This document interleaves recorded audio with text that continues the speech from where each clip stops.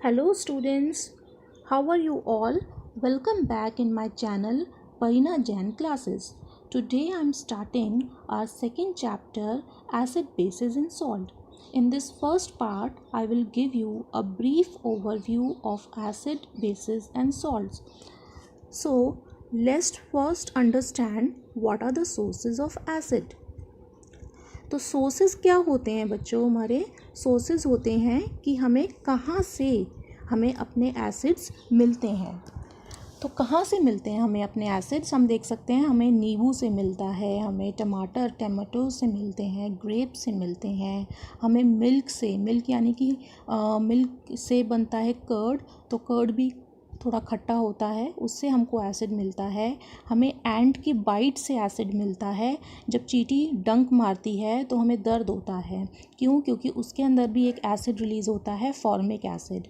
फिर हमें एप्पल से मिलते हैं, हमें सिरका से मिलते हैं, हमको ये सारे जो प्लांट्स और एनिमल्स प्रोडक्ट्स हैं इन सब से मिलते हैं। ये सब हम देख रहे हैं कि हमारे प्लांट प्रोडक्ट हैं, ये हमारे एनिमल प्रोडक्ट हैं, तो हमें इन सब से एसिड्स मिलते हैं।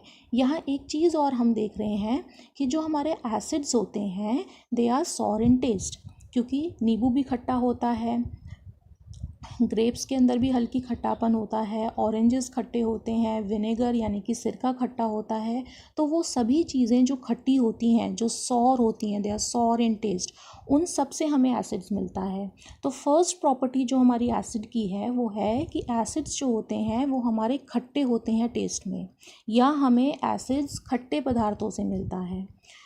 जैसे कि यहाँ पर आप देख सकते हैं लेमन जूस में से, ऑरेंज जूस में से, सिरका से, आंवला से, दही से, इन सब से हमको एसिड मिलता है। सेकंड प्रॉपर्टी हमारी है कि एसिड्स जो हैं they turn blue litmus to red.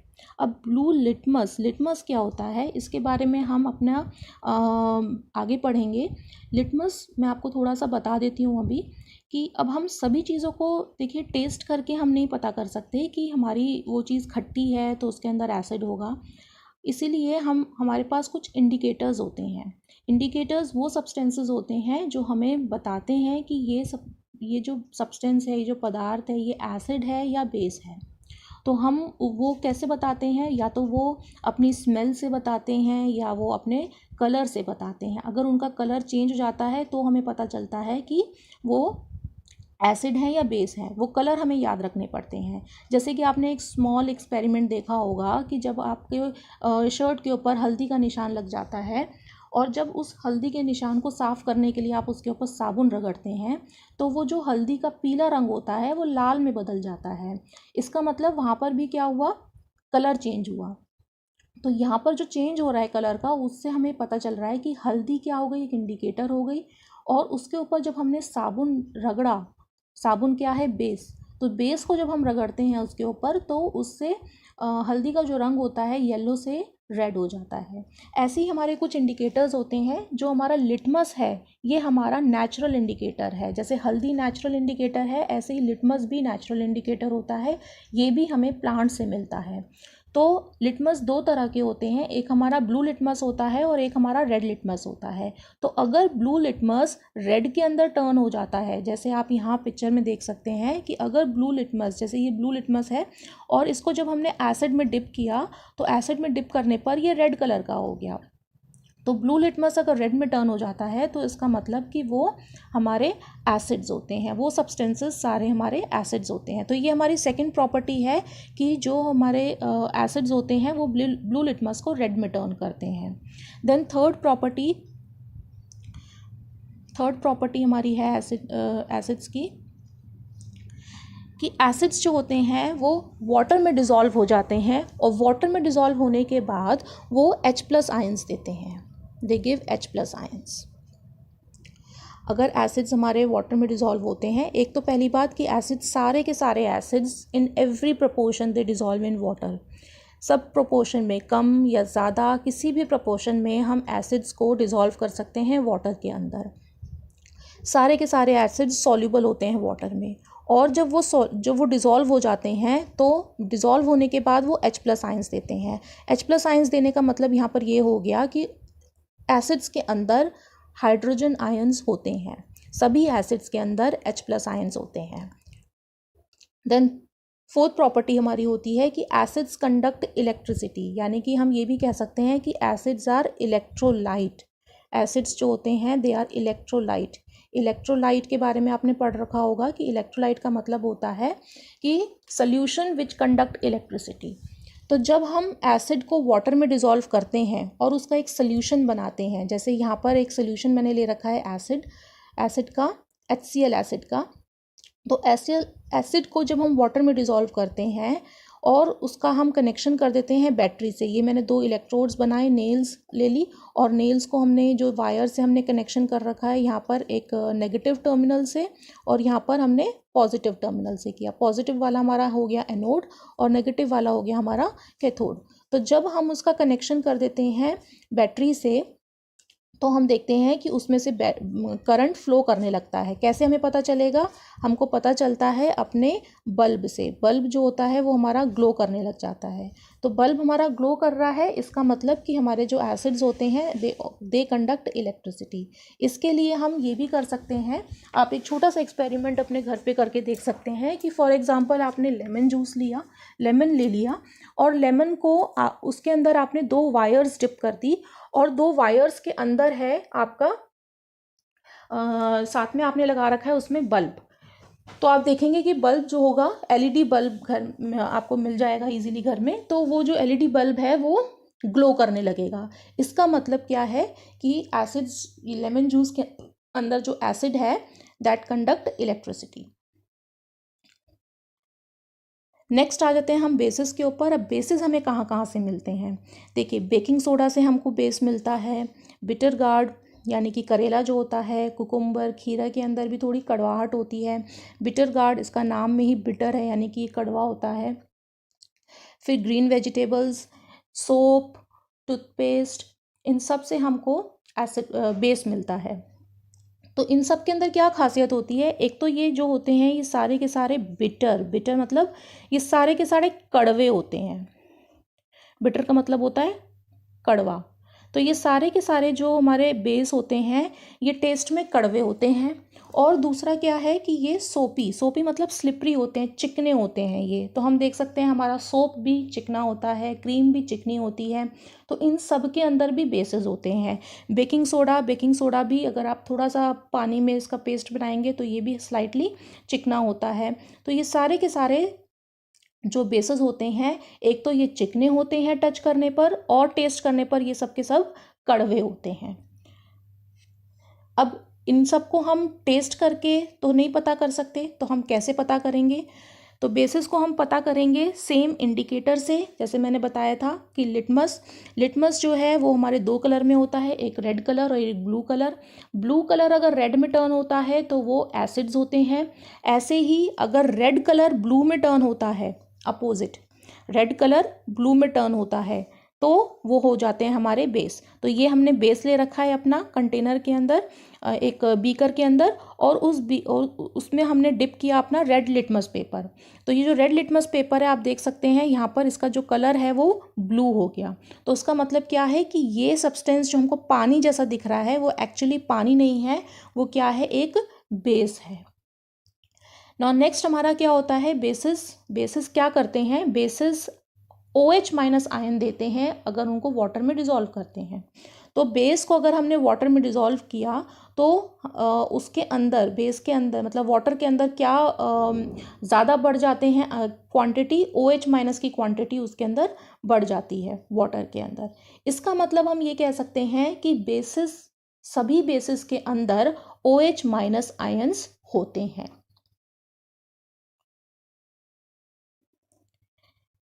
और हमारी क्या प्रॉपर्टीज़ होती हैं बेसिस की? बेसिस की प्रॉपर्टीज़ ये होती हैं कि वो बहुत अच्छी तरह से सॉल्युबल नहीं होते हैं वाटर के अंदर।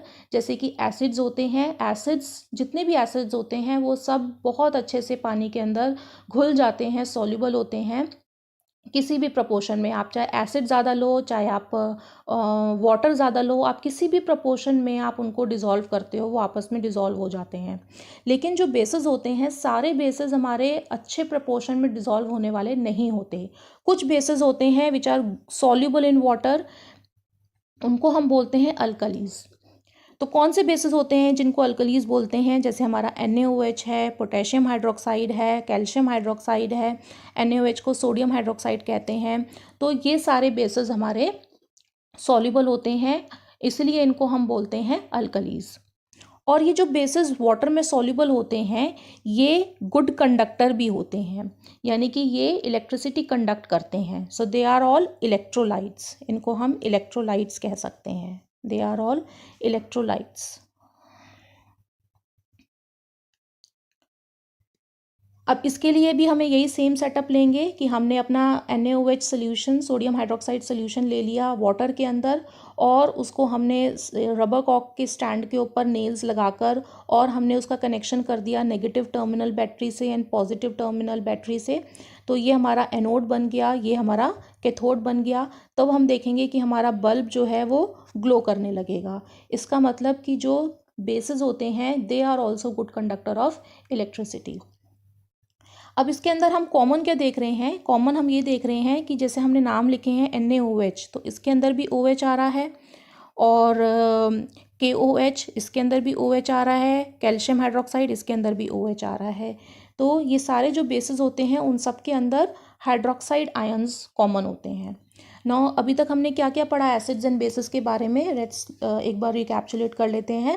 तो एसिड्स जो होते हैं वो सॉर इन टेस्ट, खट्टे होते हैं। बेसिस कड़वे होते हैं। एसिड्स जो होते हैं वो बेसिस को न्यूट्रलाइज कर लेते हैं, बेसिस भी एसिड्स को न्यूट्रलाइज कर लेते हैं। बेसिस स्लिपरी होते हैं टच में, जब उनको टच करते हैं और उंगली के बीच में उनको हम ऐसे मसलेंगे तो हमें वो लगेगा कि वो चिकने हैं, स्लिपरी हैं।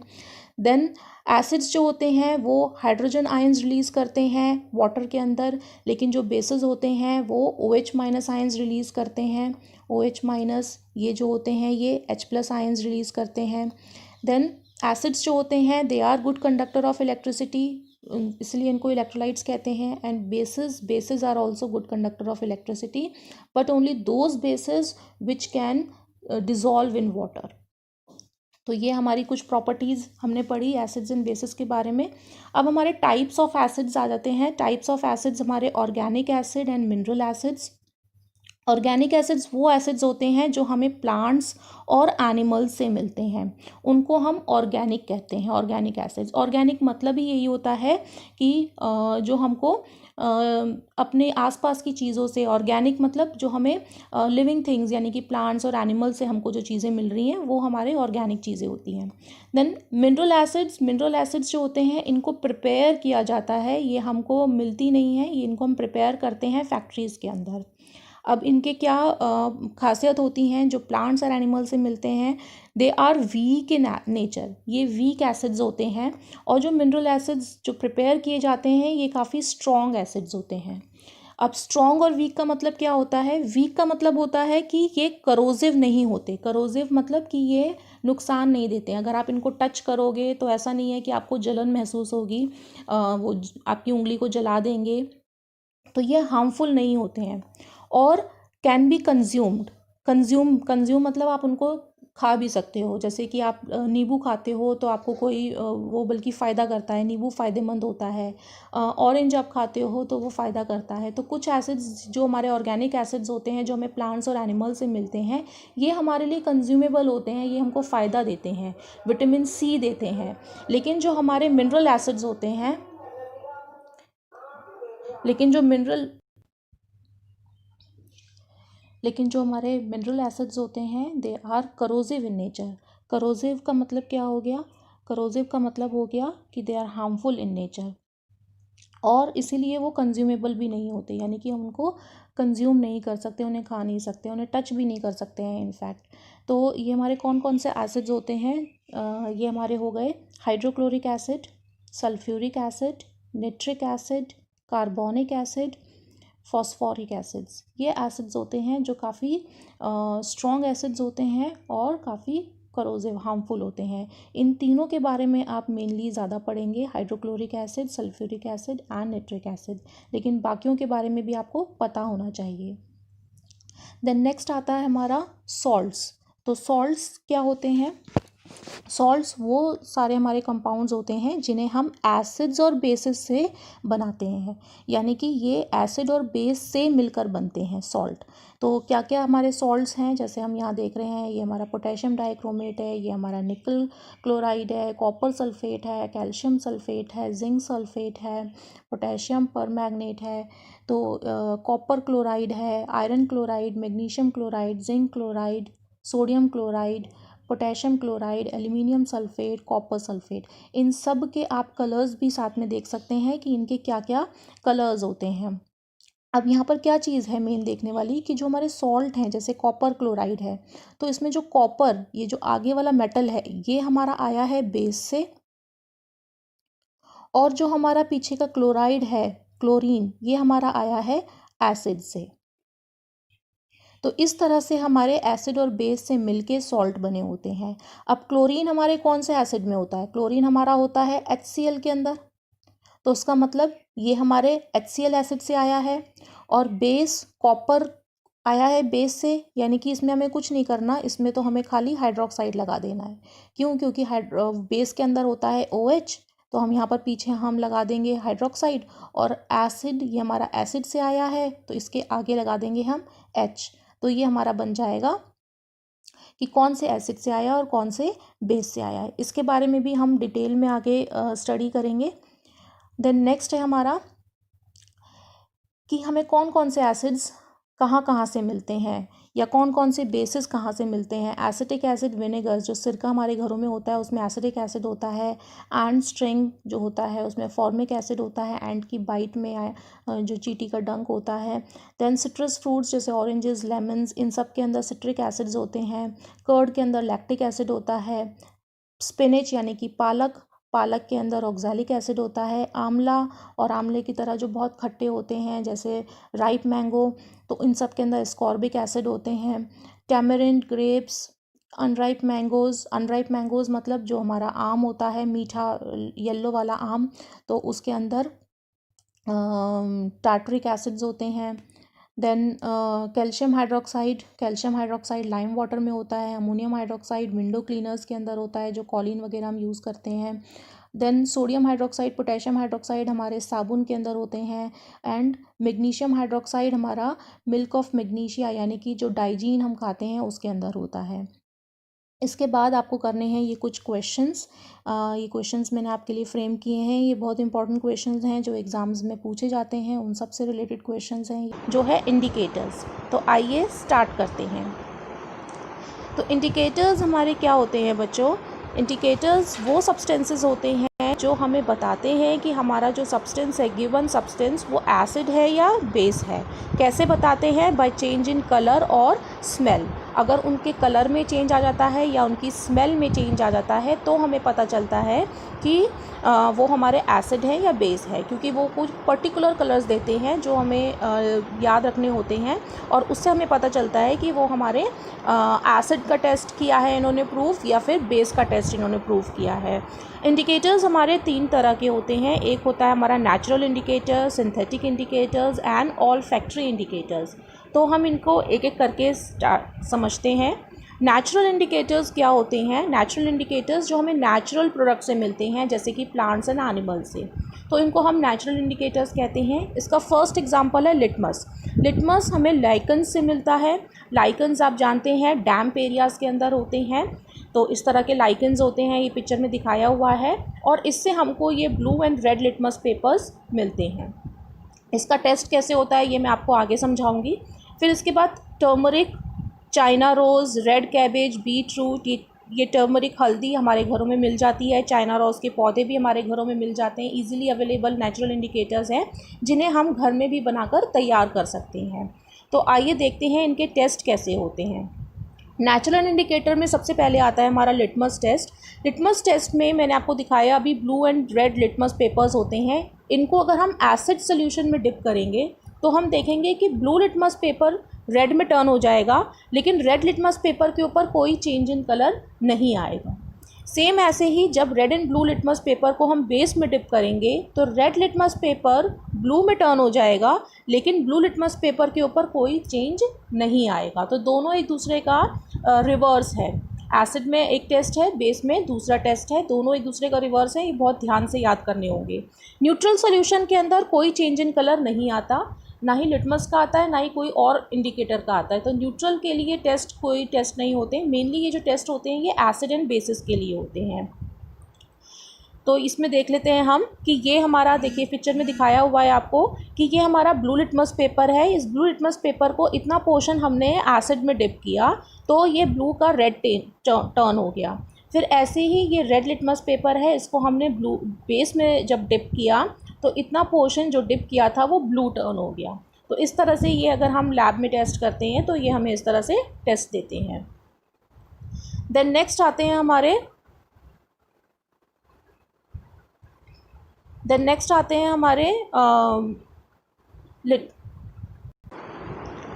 Turmeric test. टर्मरिक टेस्ट के अंदर क्या होता है कि टर्मरिक हम जानते हैं येलो कलर की होती है। जब उसमें हम बेस, कोई भी बेस अगर हम उसमें लगाते हैं तो वो रेड टर्न हो जाता है। बेस का मतलब हम उसमें साबुन ले सकते हैं, बेकिंग सोडा ले सकते हैं, बेकिंग सोडा का सोल्यूशन हो गया, साबुन सोप सोल्यूशन हो गया, टूथपेस्ट हो गया, इस तरह की क्रीम लोशन हो गए। तो इस तरह की चीज़ें हम जो हमारी चिकनी होती हैं, कल भी मैंने आपको बताया था स्लिपरी जो चीज़ें होती हैं वो बेस होती हैं, तो उनको जब हम उसमें लगाते हैं टर्मरिक में तो वो हमारा रेड कलर चेंज हो जाता है।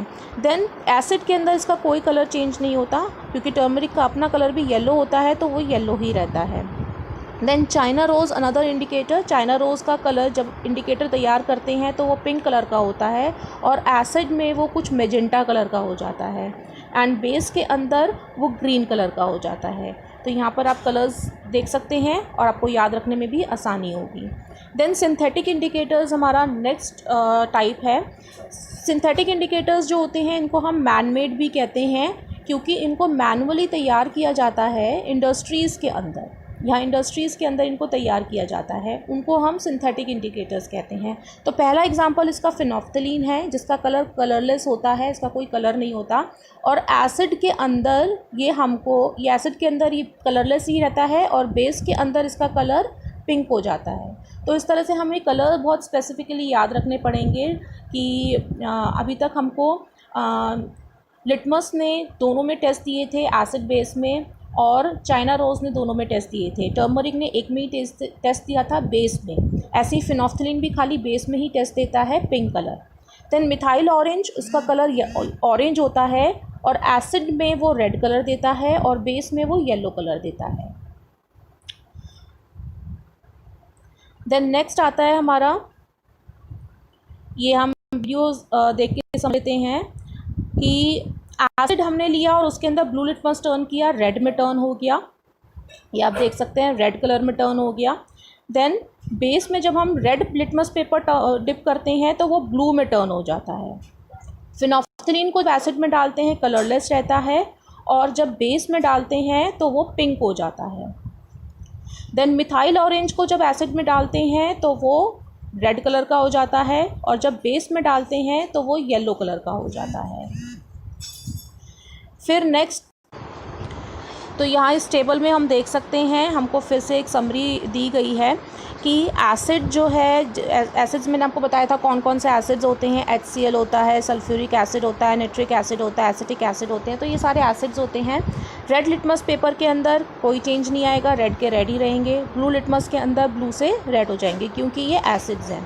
फिनोफ्थलीन के अंदर कलरलेस से कलरलेस ही रहेंगे, कोई चेंज नहीं आएगा। और मिथाइल ऑरेंज टू रेड हो जाएगा।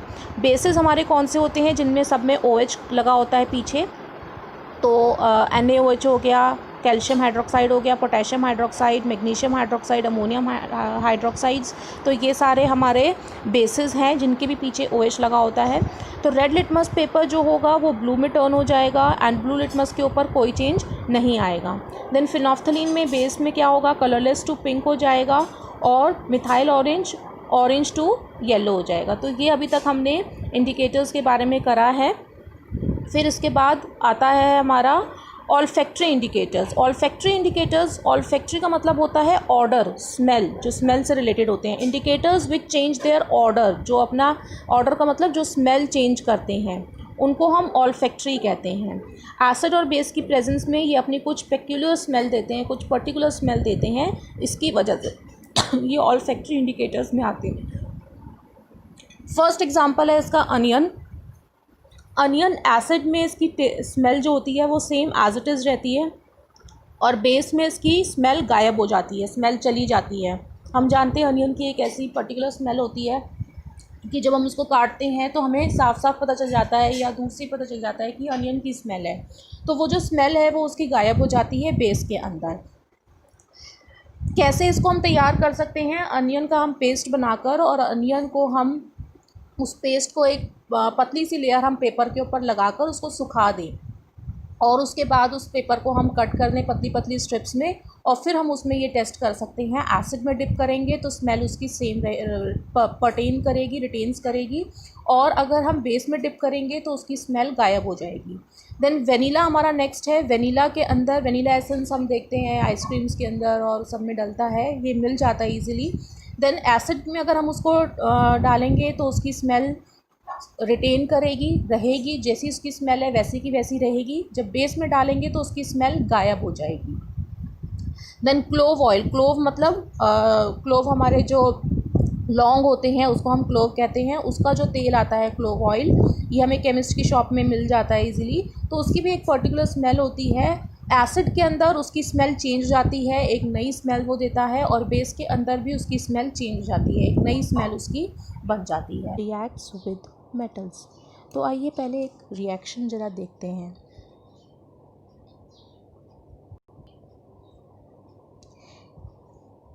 ये रिएक्शन आप देख रहे हैं, इसके अंदर कुछ टेस्ट ट्यूब के अंदर मिक्स्ड है जिसमें से कोई गैस निकली, और गैस निकल कर यहाँ पर जब हम कैंडल लेकर आए तो कुछ बबल्स निकल रहे हैं, और इस बबल से थोड़ा ध्यान से देखते हैं, इस बबल से यहाँ पर हम देखते हैं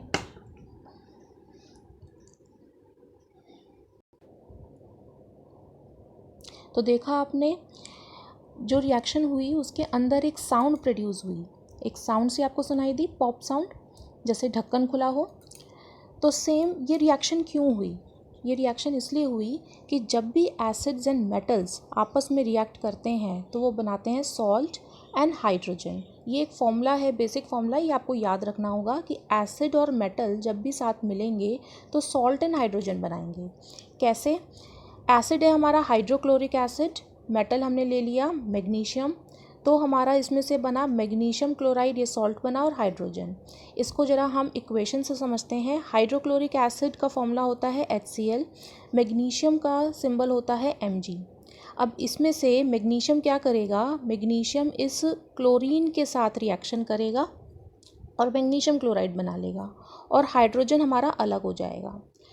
तो हम इसको एक तरह से डिस्प्लेसमेंट रिएक्शन भी कह सकते हैं। एक बार दोबारा समझते हैं। मैग्नीशियम इस क्लोरीन के साथ रिएक्शन करेगा, यानी कि वो इस हाइड्रोजन को अपनी जगह से हटा रहा है। जब ये हाइड्रोजन को वो अपनी जगह से हटा देगा, मतलब मैग्नीशियम क्या है? डिस्प्लेसमेंट रिएक्शन में हमने पढ़ा था कि more reactive metal displaces less reactive metal. तो यानी कि मैग्नीशियम जो है ये ज़्यादा रिएक्टिव है हाइड्रोजन से, इसीलिए वो हाइड्रोजन की जगह पर आकर लग जाता है। यहाँ पर देखिए, मैग्नीशियम हाइड्रोजन की जगह पर आकर लग गया और मैग्नीशियम क्लोराइड बना लिया। अब क्योंकि मैग्नीशियम क्लोराइड का फॉर्मूला होता है MgCl2, तो यहाँ पर MgCl2 बना और हाइड्रोजन हमारा अलग हो गया। एक बार हम ये भी जानते हैं, समझते हैं कि हमारा कौन कौन से मेटल्स हैं जो हाइड्रोजन को हटा सकते हैं। तो यहाँ पर हम देख रहे हैं कि ये एक टेबल है। इस टेबल के अंदर सबसे ऊपर है पोटेशियम, सोडियम, लिथियम, फिर calcium, magnesium, aluminium, zinc, iron, nickel, tin, lead and then hydrogen. इसका मतलब है कि ये सारे मेटल्स जो हैं, ये सारे मेटल्स हमारे हाइड्रोजन से ज़्यादा रिएक्टिव हैं, और ये सारे ही मेटल्स हाइड्रोजन को एसिड में से हटा सकते हैं। तो ये देखिए यहाँ पर लिखा भी हुआ है रिएक्ट्स विद एसिड्स। ये सारे मेटल्स हाइड्रोजन से रिएक्ट कर सकते हैं, और हाइड्रोजन के नीचे जो आ रहे हैं वो रिएक्ट नहीं कर सकते हैं। Do not react with acids, ये रिएक्ट नहीं कर सकते हैं। तो यानी कि कॉपर हमारा हाइड्रोजन एसिड से रिएक्ट नहीं कर सकता, मरकरी, सिल्वर, ये हमारे एसिड से रिएक्ट नहीं कर सकते। जैसे जैसे हम ऊपर से नीचे की तरफ आ रहे हैं हमारी रिएक्टिविटीज़ जो हो रही है वो कम हो रही है। जो ऊपर है वो मोस्ट रिएक्टिव है और जो नीचे है वो लीस्ट रिएक्टिव है। यानी कि ऊपर से नीचे आते समय हमारी रिएक्टिविटी डिक्रीज़ हो रही है, कम हो रही है। सोडियम ज़्यादा रिएक्टिव है, पोटेशियम ज़्यादा रिएक्टिव है सोडियम से, सोडियम ज़्यादा रिएक्टिव है लिथियम से, लिथियम ज़्यादा रिएक्टिव है कैल्शियम से, मैग्नीशियम उससे कम रिएक्टिव है, एल्यूमिनियम उससे कम रिएक्टिव है, जिंक उससे कम रिएक्टिव है, एंड सो ऑन। इस तरह से हमारी रिएक्टिविटी डिक्रीज़ हो रही है। तो आप यहाँ देख सकते हैं कि मैग्नीशियम यहाँ पर ऊपर है और हाइड्रोजन यहाँ इतना नीचे है, इसीलिए मैग्नीशियम ने हाइड्रोजन को अलग कर दिया। अब हम कुछ और रिएक्शंस देखते हैं। ये देखिए, हमने पढ़ा जो बेसिक फॉर्मूला होता है हमारा, मेटल और एसिड मिलके सॉल्ट एंड हाइड्रोजन बनाते हैं। जैसे मैग्नीशियम और HCl ने मिलके मैग्नीशियम क्लोराइड बनाया और हाइड्रोजन को अलग कर दिया। तो सेम ऐसे ही अगर कैल्शियम और हाइड्रोक्लोरिक एसिड मिलेंगे तो क्या बनेगा, कैल्शियम क्लोरिक यानी कि क्लोरीन से रिएक्ट करेगा और हाइड्रोजन अलग हो जाएगा और क्या बनेगा सॉल्ट, कैल्शियम क्लोराइड। कैल्शियम और क्लोरीन ने आपस में रिएक्शन करी तो बना कैल्शियम क्लोराइड, ये हमारा सॉल्ट बन गया। कैल्शियम अगर निट्रिक एसिड का मतलब हो गया HNO3, निट्रिक एसिड का मतलब हो गया HNO3।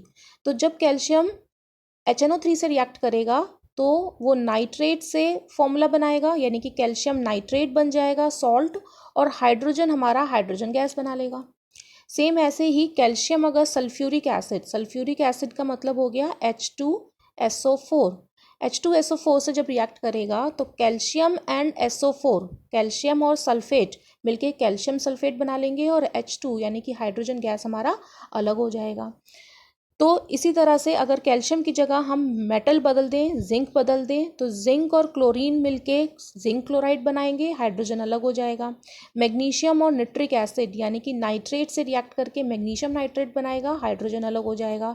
सेम ऐसे ही मैग्नीशियम सल्फ्यूरिक एसिड के साथ रिएक्ट करेगा तो सल्फेट के साथ बॉन्ड बना के मैग्नीशियम सल्फेट बना लेगा और हाइड्रोजन अलग हो जाएगा।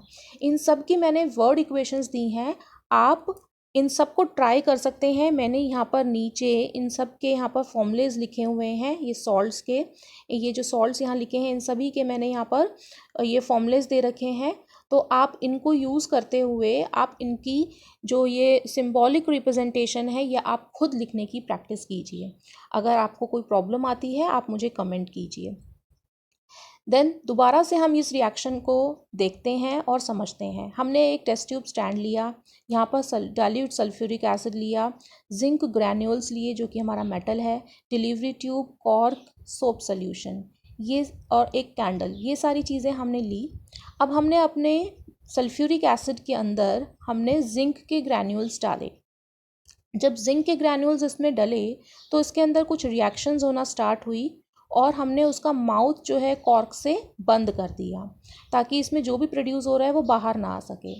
फिर हमने इसमें डिलीवरी ट्यूब से अटैचमेंट की। डिलीवरी ट्यूब क्या करेगी कि उसके अंदर बनने वाली गैस को वो बाहर लेकर आएगी। तो ये जो गैस है खाली वही इसमें से बाहर आ सकती है। अब इसमें हाइड्रोजन गैस बबल्स बन रहे हैं, वो हाइड्रोजन गैस के बबल्स जो हैं वो हमारे बाहर निकलेंगे, इस सोप सोल्यूशन के अंदर आएंगे। अब सोप में से जो हमारे बबल्स होंगे वो बबल्स हमारे बनने लगेंगे और उस बबल्स के अंदर क्या होगी, हाइड्रोजन गैस। जब हाइड्रोजन गैस कांटेक्ट में आएगी तो साउंड प्रोड्यूस होएगी, पॉप। तो देखा हमने। अब इसी को बोलते हैं हम हाइड्रोजन टेस्ट। क्या होता है हाइड्रोजन टेस्ट, कि जब भी हम बर्निंग कैंडल को हम अपने ट्रफ के माउथ पर लेकर आते हैं या टेस्ट ट्यूब के माउथ पर लेकर आते हैं तो कैंडल हमारी एक्सटिंग्विश हो जाती है, यानी कि बुझ जाती है और पॉप साउंड प्रोड्यूस होती है। तो आपने देखा वीडियो में कि कैंडल बुझ गई थी और साथ ही एक आवाज़ क्रिएट हुई थी, तो उसको बोलते हैं हम पॉप साउंड। एक्चुअली इंग्लिश में हम पॉप बोलते हैं बट साउंड पॉप नहीं होती है। साउंड कुछ इस तरह से होती है जैसे कोई हमने अपनी बॉटल का ढक्कन खोला हो, जैसे हमने कोई कैंपा कोला बॉटल खोली और उसका ढक्कन एकदम से खुला हो, वैसी साउंड हमारी क्रिएट होती है। So this is hydrogen test, बहुत इंपॉर्टेंट है ये। देन नेक्स्ट हमारी टाइप ऑफ रिएक्शन आती है reaction of base with metals. अभी हमने एसिड विद मेटल किया था, अब हम बेस को रिएक्शन करवा रहे हैं मेटल्स के साथ। तो जब हम मेटल और बेस को रिएक्ट करवाते हैं तब भी हमारा सॉल्ट एंड हाइड्रोजन गैस बनती है। फॉर्मूला हमारा वही हो सेम है, सिर्फ एसिड की जगह पर यहाँ पर बेस आ गया।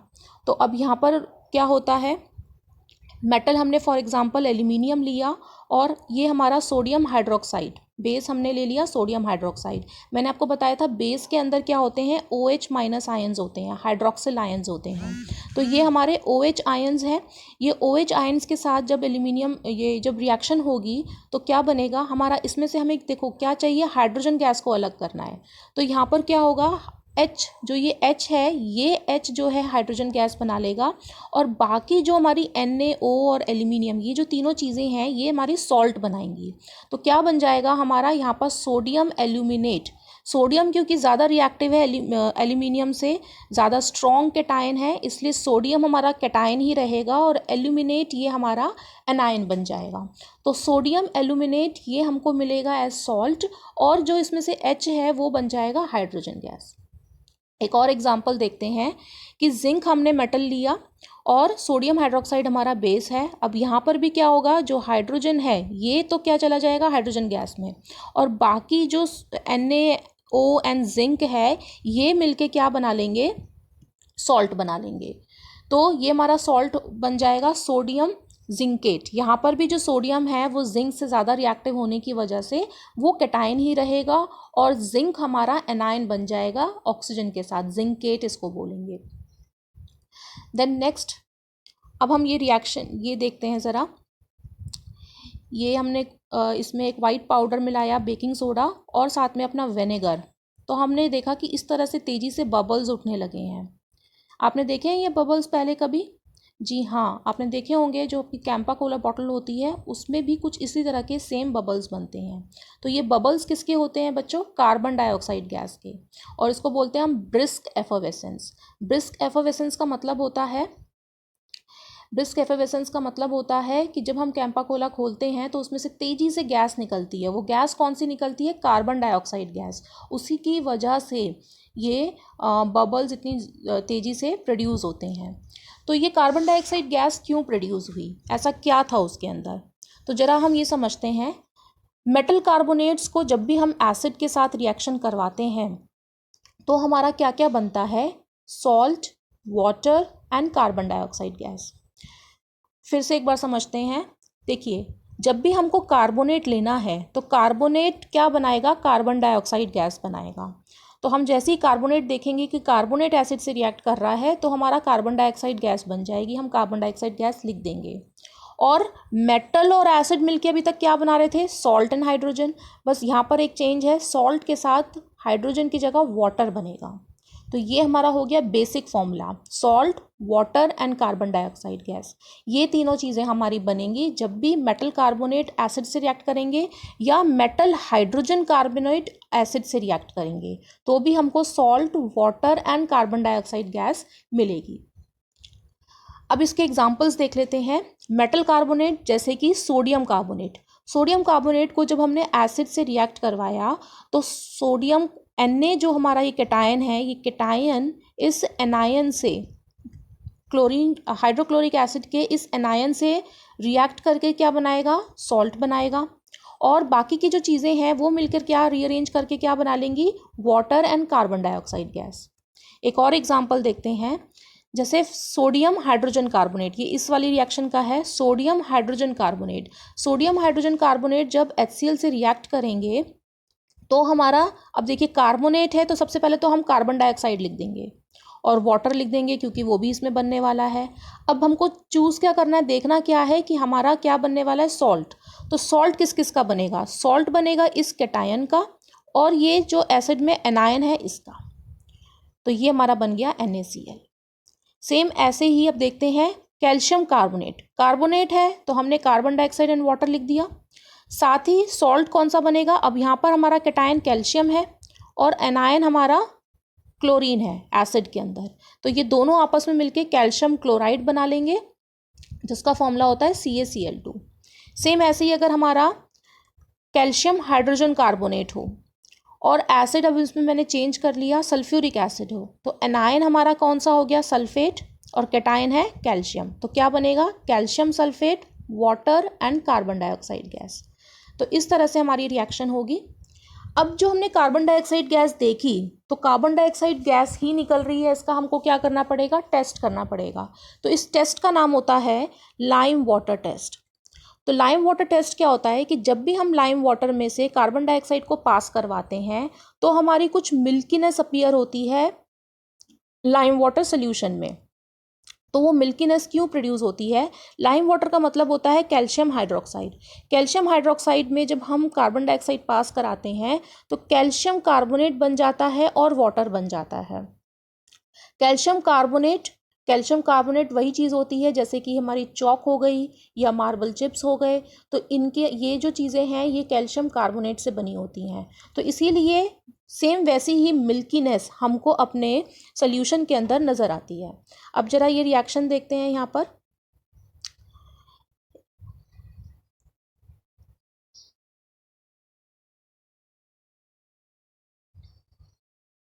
देखिए ये हमारा लाइम वाटर है जो कि कलरलेस है।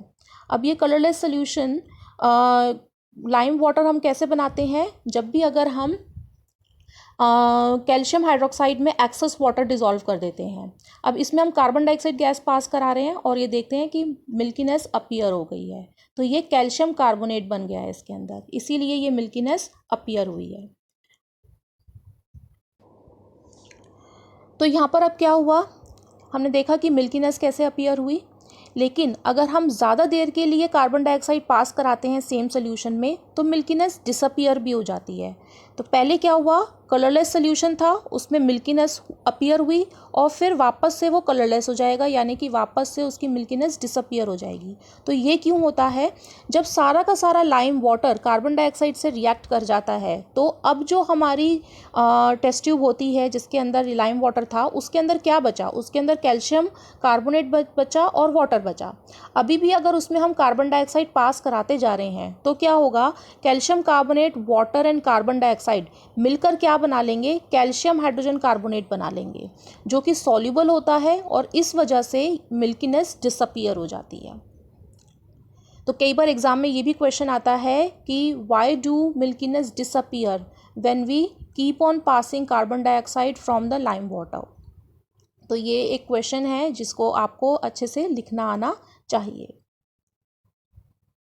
लाइम वाटर टेस्ट है ये, लाइम वाटर टेस्ट हम कर चुके हैं। देन नेक्स्ट है हमारा जो कि बहुत इंपॉर्टेंट है, acid base reaction. Acid base reaction क्या होती है, अभी तक हमने देखा कि एसिड ने मेटल के साथ रिएक्ट किया या बेस ने मेटल के साथ रिएक्ट किया। अगर ये आपस में दोनों रिएक्ट करते हैं तो ये क्या बनाते हैं, तो यहाँ पर हम देख सकते हैं अपने डायग्राम में भी कि एसिड और बेस जब मिलते हैं तो क्या बना रहे हैं, सॉल्ट एंड वाटर बना रहे हैं। तो आइए इसको हम केमिकल फॉर्मूले से समझते हैं। एसिड यानी कि HCl, बेस यानी कि मैग्नीशियम हाइड्रोक्साइड, अगर हमने ये लिए तो अब हम देख रहे हैं एसिड के अंदर क्या होता है, H आयंस जो कैटायंस होते हैं, बेस के अंदर हमारा OH माइनस आयंस होते हैं जो कि एनायन होते हैं। तो ये हाइड्रोजन और ये हाइड्रोक्साइड यानी कि HNOH मिलके तो क्या बना लेंगे, H2O बना लेंगे। अब बचा क्या यहाँ पर हमारा, यहाँ पर बचा बेस का कैटायन और एसिड का एनायन, ये दोनों आपस में मिलके क्या बना लेंगे, सॉल्ट। जैसे अभी तक हमारी रिएक्शन के अंदर हो रहा था सेम ऐसे ही ये कैटायन और एनायन मिलके क्या बना लेंगे, सॉल्ट। तो जो कैटायन है वो कैटायन ही रहने वाला है, जो एनायन है वो एनायन ही रहने वाला है, बन जाएगा मैग्नीशियम क्लोराइड। यहाँ पर एक और इंटरेस्टिंग फैक्ट है, हाइड्रोक्लोरिक एसिड यानी कि जो हमारे स्टमक में प्रोड्यूस होता है, स्टमक आप जानते हैं स्टमक हमारा, ये स्टमक होता है, इसके अंदर हमारा हाइड्रोक्लोरिक एसिड प्रोड्यूस होता है। और मैग्नीशियम हाइड्रोक्साइड क्या होता है, जो हमारे डाइजीन के अंदर होता है। तो हम जानते हैं कि डाइजीन हम कब लेते हैं, जब हमको पेट में दर्द होता है एसिडिटी की वजह से। तो जब भी एक्सेस एसिड प्रोड्यूस होने लग जाता है तब हमें एसिडिटी होती है और हम उसमें डाइजीन लेते हैं और हमारा पेट दर्द ठीक हो जाता है। तो क्यों होता है ऐसा, बिकॉज ऑफ दिस रिएक्शन। जिसको हम न्यूट्रलाइजेशन रिएक्शन कहते हैं। न्यूट्रलाइजेशन रिएक्शन जो बहुत इंपॉर्टेंट है, एग्ज़ाम में ज़रूर पूछी जाती है, इसको आप बहुत ध्यान से समझिएगा, बहुत अच्छे से कीजिएगा। तो न्यूट्रलाइजेशन रिएक्शन क्या होती है कि जब भी एसिड और बेस आपस में मिलते हैं, रिएक्ट करते हैं, तो सॉल्ट एंड वाटर बनाते हैं। अब ये सॉल्ट एंड वाटर बनाते समय जो सॉल्ट बनता है वो कैसे बनता है? Anion from the acid, acid के एनायन को लेके, और cation from the base, base में से कैटायन को लेके। ये दोनों मिलके आपस में क्या बना लेते हैं? सॉल्ट बना लेते हैं। बचा क्या? H एंड OH, ये क्या करेंगे? वाटर बना लेंगे। सेम ऐसे ही अगर हमने एसिड सल्फ्यूरिक एसिड लिया और बेस हमने NaOH लिया, तो यहाँ से हमारा Na कैटायन और सल्फेट एनायन ये मिलके क्या बना लेगा? Sodium sulphate. और H और OH मिलके क्या बना लेंगे? वाटर। देखिए, पहले हम बेसिक रिएक्शन के हिसाब से जो हमारा फॉर्मूला है उसके हिसाब से चलते हैं, और बाद में हम क्या कर देते हैं? इनकी बैलेंसिंग कर देते हैं।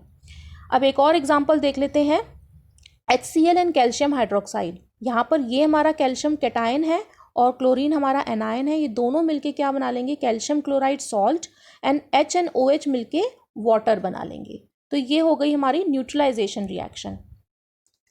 नाउ ऐसे ही अगर हमको एसिड के साथ मेटल ऑक्साइड मिल जाए, मेटल ऑक्साइड मतलब मैग्नीशियम ऑक्साइड, मैग्नीशियम मेटल है और उसका oxide, magnesium oxide, calcium oxide, copper oxide, iron oxide, अगर हमको ये चीज़ें मिल जाएं, एल्यूमिनियम ऑक्साइड एसिड से रिएक्ट करने के लिए, तो क्या बनेगा? सबसे पहले हम वही अपना फॉर्मूला याद करते हैं। फॉर्मूला है हमारा मेटल ऑक्साइड प्लस एसिड मिलके क्या बनाएंगे? Salt and water. सेम ऐसे ही जैसे अभी तक चला आ रहा था, सॉल्ट एंड वाटर। सिर्फ कार्बोनेट के केस में कार्बन डाइऑक्साइड गैस बनती है, बाकी सब केसेस में हमारा या तो सॉल्ट एंड वाटर बनता है या सॉल्ट एंड हाइड्रोजन गैस बनती है। तो यहाँ पर अब क्या हुआ? मैग्नीशियम ऑक्साइड एंड HNO3 ये हमारा एसिड, इसके साथ जब रिएक्शन होगी तो मैग्नीशियम और नाइट्रेट ये मिलके क्या बना लेंगे? मैग्नीशियम नाइट्रेट बना लेंगे, एंड H और O मिलके वाटर बना लेंगे। तो है ना आसान?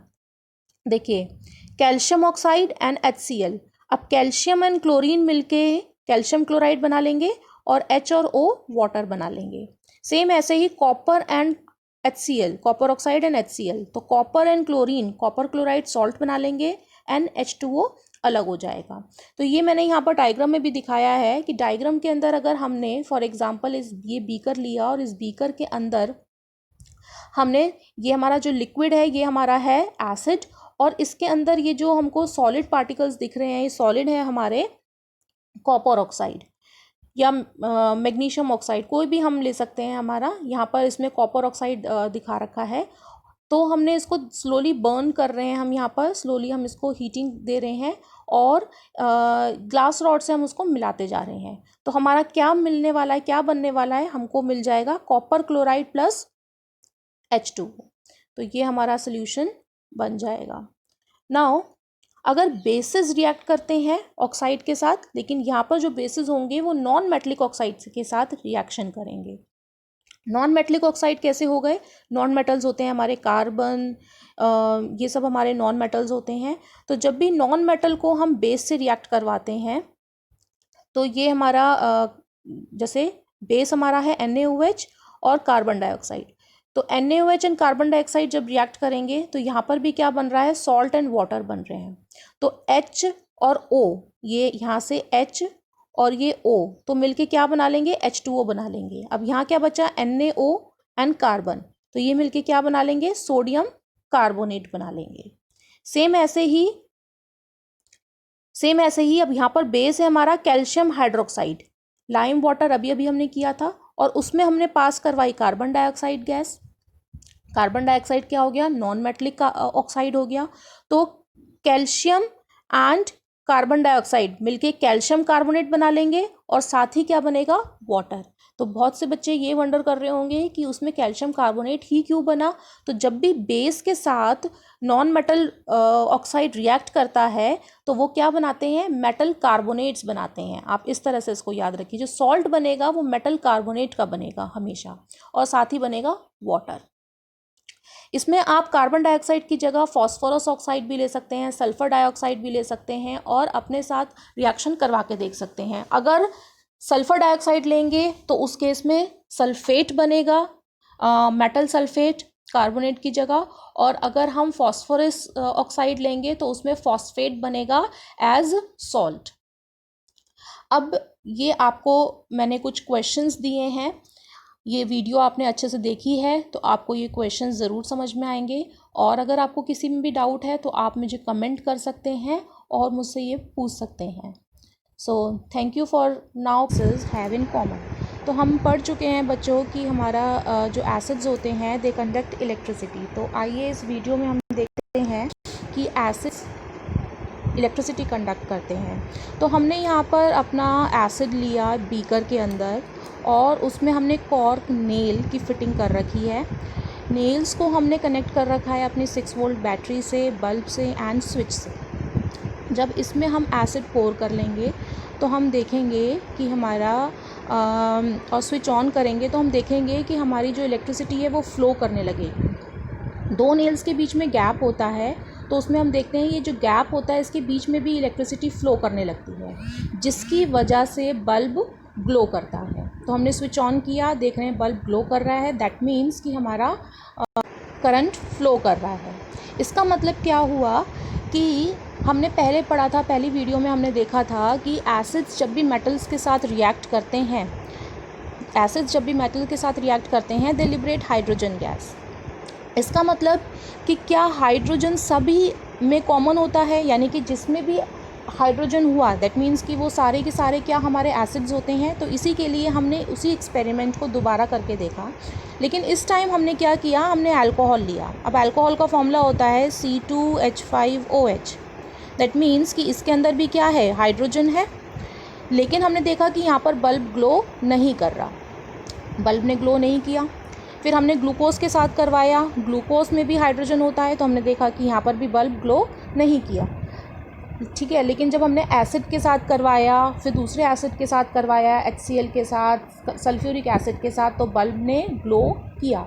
इसका मतलब क्या हो गया कि कुछ ही हमारे केमिकल्स होते हैं जिनको हम एसिड्स बोलते हैं, वही हाइड्रोजन गैस या हाइड्रोजन आयंस लिबरेट करते हैं। सारे केमिकल्स हाइड्रोजन आयंस लिबरेट नहीं करते, और जो नहीं करते हैं वो हमारे एसिड्स की कैटेगरी में नहीं आते हैं। शुगर, अल्कोहल, ग्लूकोज, ये हमारे एसिड्स नहीं होते हैं। दैट इज़ वाई जब उनको हम वाटर में डिज़ोल्व करते हैं तो वो H+ आयंस नहीं देते हैं। तो दैट मीन्स जब भी हम एसिड्स को डिज़ोल्व करते हैं तो एसिड्स को वाटर में डिज़ोल्व करने पर यहाँ हम देख सकते हैं क्या लिबरेट हो रहे हैं, हाइड्रोजन आयंस लिबरेट हो रहे हैं। तो एसिड्स के अंदर हमेशा 2 चीज़ें होती हैं, एक कैटायन और एक एनायन। जब भी एसिड टूटेगा तो वो H+ आयन में और Cl- आयन में टूटेगा, क्योंकि इसके अंदर यही 2 एटम्स हैं, हाइड्रोजन के एंड क्लोरीन के। आप देख सकते हैं ये 2 एटम्स आपस में बॉन्डेड हैं। जब उसको वाटर में डिज़ोल्व किया तो they have split up into two atoms, H+ and Cl-। H+ हमारा क्या है, क्योंकि वो प्लस है तो वो कैटायन बनाएगा, एंड Cl- क्योंकि वो माइनस है तो वो एनायन बनाएगा। सिमिलरली अगर हम HNO3 को लेंगे तो H+ एंड NO3- बनाएंगे, H2SO4 को लेंगे तो वो H+ एंड HSO4- बनाएंगे। यहाँ पर हमारे 2 H+ आयंस भी बन सकते हैं। अगर 2 H+ आयन बनेंगे तो SO4 2- हो जाएगा। देन CH3COOH, ये हमारा विनेगर होता है, यानी कि एसिटिक एसिड, ये H+ एंड CH3COO- एनायन बनाता है। तो इस तरह से हमारी स्प्लिटिंग होती है एसिड्स की इन कैटायन एंड एनायन। नाउ जो एसिड्स होते हैं, हमने ये भी प्रॉपर्टी पढ़ी थी कि वो ब्लू लिटमस को रेड में टर्न करते हैं। तो यहाँ पर हमने एक और चीज़ देखी, दूसरा हमने एक्सपेरिमेंट कराया कि यहाँ पर हमने एसिडिक गैस प्रोड्यूस की। एसिडिक गैस कौन सी, HCl गैस हमने प्रोड्यूस की। कैसे प्रोड्यूस की हमने, यहाँ पर हमने लिया सोडियम क्लोराइड, हाँ जी नमक जो हमारे रसोई में होता है, NaCl हमने लिया और सल्फ्यूरिक एसिड से उसकी रिएक्शन करवाई। अब हम जानते हैं कि NaCl जब सल्फ्यूरिक एसिड से मिलेगा तो वो क्या बनाएगा, Na सल्फेट के साथ बॉन्ड बनाएगा तो Na2SO4 बनेगा, और यहाँ से रह जाएगा H और Cl, तो वो क्या बनाएंगे, HCl बनाएंगे। तो दिस वे हमने HCl गैस को प्रोड्यूस करवाया। नाउ अब यहाँ से हमारी HCl गैस प्रोड्यूस हुई, ये हमारी HCl गैस प्रोड्यूस हो रही है। इसमें हम लेकर आए ड्राई ब्लू लिटमस पेपर। हमारा जो लिटमस पेपर था वो ड्राई था। जब हम उसको लेकर आए माउथ पर तो हमने देखा कि हमारा जो लिटमस पेपर का कलर था वो चेंज नहीं हुआ। अब हम सोच में पड़ गए कि हमारा कलर चेंज क्यों नहीं हो रहा। फिर हमने क्या किया, हमने एक तरकीब निकाली और हमने उसको मॉइस्ट कर लिया, उसको हमने हल्का सा गीला कर लिया। और गीला करने के बाद जब हम उसको माउथ पर लेकर आए तो हमने देखा कि it has turn to red. अब वो ब्लू लिटमस पेपर रेड में टर्न हो गया। इसका मतलब क्या है कि एसिड्स जो होते हैं वो केटाइंस एंड आयंस में तो स्प्लिट करते हैं, but only in the presence of water. जब वो वाटर के कांटेक्ट में आते हैं तभी वो एसिड केटाइंस में एंड आयंस में स्प्लिट करते हैं। ठीक है, तो यहाँ पर हम देख सकते हैं कि एसिड्स जब वाटर के कांटेक्ट में आते हैं तो केटाइन एंड आयन बनाते हैं और वाटर के मॉलिक्यूल्स होते हैं। लेकिन यहाँ पर एक और इम्पॉर्टेंट चीज़ है ध्यान देने वाली कि H प्लस एंड H2O आपस में कंबाइन होकर हाइड्रोनियम आयन्स बनाते हैं। तो हमेशा हमको एसिड्स के सोल्यूशन के अंदर H प्लस नहीं मिलेगा, बल्कि हमको क्या मिलेगा, हाइड्रोनियम आयन मिलेगा। तो अब से हम ये नहीं बोलेंगे कि acids produce H plus ions, अब से हम क्या बोलेंगे, एसिड्स प्रोड्यूस हाइड्रोनियम आयन। तो हाइड्रोनियम आयन को आप ध्यान से देख लीजिए बच्चों, ये बहुत इंपॉर्टेंट है, हाइड्रोनियम आयन अब से हम बोलेंगे। Then next, bases also conduct electricity. Acids की तरह बेसिस भी इलेक्ट्रिसिटी कंडक्ट करते हैं, but remember only those bases which are alkaline nature, क्योंकि जो बेसिस होते हैं वो भी वाटर में डिज़ोल्व होकर केटाइंस एंड आयंस में स्प्लिट हो जाते हैं और केटाइंस एंड आयंस अपने रिस्पेक्टिव इलेक्ट्रोड पर जाकर इलेक्ट्रिसिटी प्रोड्यूस करते हैं। यानी कि आयंस जो हैं वो मूव कर रहे हैं सोल्यूशन में, और जब आयंस मूव कर रहे हैं सोल्यूशन में तो वो सोल्यूशन हमारा गुड कंडक्टर बन जाता है। जब बेस को हम वाटर में डिज़ोल्व करेंगे तो बेस भी हमारे कुछ इस तरह से स्प्लिट होंगे, Na plus and OH minus. जो हमारा KOH पोटेशियम हाइड्रोक्साइड है ये भी K plus and OH minus में स्प्लिट होगा। मैग्नीशियम हाइड्रोक्साइड भी Mg2 plus and OH minus. यहाँ पर हम क्या देख रहे हैं, यहाँ पर हमारे OH माइनस कॉमन है, यानी कि सारे बेसिस के अंदर कॉमन चीज़ क्या होती है, हाइड्रोक्साइड आयंस। हाइड्रोक्साइड आयन सारे बेसिस के अंदर कॉमन होते हैं। एसिड्स के अंदर हाइड्रोनियम आयन, बेसिस के अंदर हाइड्रोक्साइड आयंस। नाउ यहाँ पर एक और इम्पॉर्टेंट चीज़ है कि हमारे जब भी एसिड्स और बेसिस को हम डिज़ोल्व करते हैं वाटर में, so this reaction is very exothermic in nature. Exothermic का मतलब हम पहले कर चुके हैं। एक्सोथर्मिक का मतलब होता है कि जो हीट प्रोड्यूस करते हैं, तो जो हीट प्रोड्यूस करते हैं उनको हम एक्सोथर्मिक कहते हैं। एंड जब भी हमको एसिड और बेस, कंसनट्रेटेड एसिड और बेस हमको मिक्स करना होता है वाटर में, डाइल्यूट करना होता है, तो हमेशा रिमेंबर दिस थिंग कि हम हमेशा एसिड को ही वाटर में डिज़ोल्व करेंगे। यहाँ पर आप देख सकते हैं always add acid to water. हमेशा हमको एसिड या बेस को ही वाटर में डिज़ोल्व करना चाहिए, स्लोली करना चाहिए, ड्रॉप वाइज करना चाहिए और कांस्टेंट स्टिरिंग के साथ करना चाहिए। ये आप देख सकते हैं इस फिगर में, कांस्टेंट स्टिरिंग के साथ करना चाहिए, क्योंकि वो बहुत ही एक्सोथर्मिक होती है, excessive amount of heat produce होती है। तो जो भी हीट निकलेगी वो सब वाटर के अंदर स्प्रेड होती जाएगी, मिक्स होती जाएगी, वाटर उसको एब्जॉर्ब करता जाएगा। इससे कोई भी डेंजरस एक्टिविटी होने से हम बच सकते हैं। लेकिन अगर हम वाटर को एसिड में डिज़ोल्व कर देते हैं, वाटर को हम एसिड में डिज़ोल्व कर रहे हैं, बेशक हम ड्रॉप वाइज करेंगे, स्टिरिंग के साथ करेंगे, लेकिन एसिड उस हीट को एब्जॉर्ब नहीं कर पाएगा, जिसकी वजह से स्प्लैश आउट हो सकता है, हमारा बीकर टूट सकता है, बर्न हो सकता है, आग लग सकती है, कुछ भी डेंजरस एक्टिविटी हो सकती है। इसीलिए रिमेंबर दिस थिंग कि हमको हमेशा एसिड को या बेस को ही वाटर में ड्रॉप वाइज स्टिरिंग के साथ डिज़ोल्व करना चाहिए। नाउ बच्चों, ये कुछ मैंने क्वेश्चंस डिज़ाइन किए हैं आप लोगों के लिए। आप प्लीज़ जो भी ये वीडियोस में मैंने अभी आपको समझाया है उसी से रिलेटेड ये क्वेश्चंस हैं, तो आप इन क्वेश्चंस को ट्राई कीजिए। अगर पीएच स्केल काफ़ी इंपॉर्टेंट भी है एंड काफ़ी इंटरेस्टिंग भी है। तो चलो स्टार्ट करते हैं। तो सबसे पहले हम ये समझ लेते हैं कि पीएच स्केल किसे कहते हैं। पीएच स्केल होता है जो सोल्यूशन के अंदर H प्लस आयन कंसनट्रेशन को मेजर करता है, उसको हम बोलते हैं pH scale. PH scale P stands करता है potence and H for H plus ion concentration. Solution के अंदर कितने H प्लस आयन्स हैं उनकी कंसनट्रेशन को मेजर करने को ही हम बोलते हैं पीएच स्केल। कैसे मेजर करते हैं, इसकी जो रेंज होती है 0 से 14 होती है।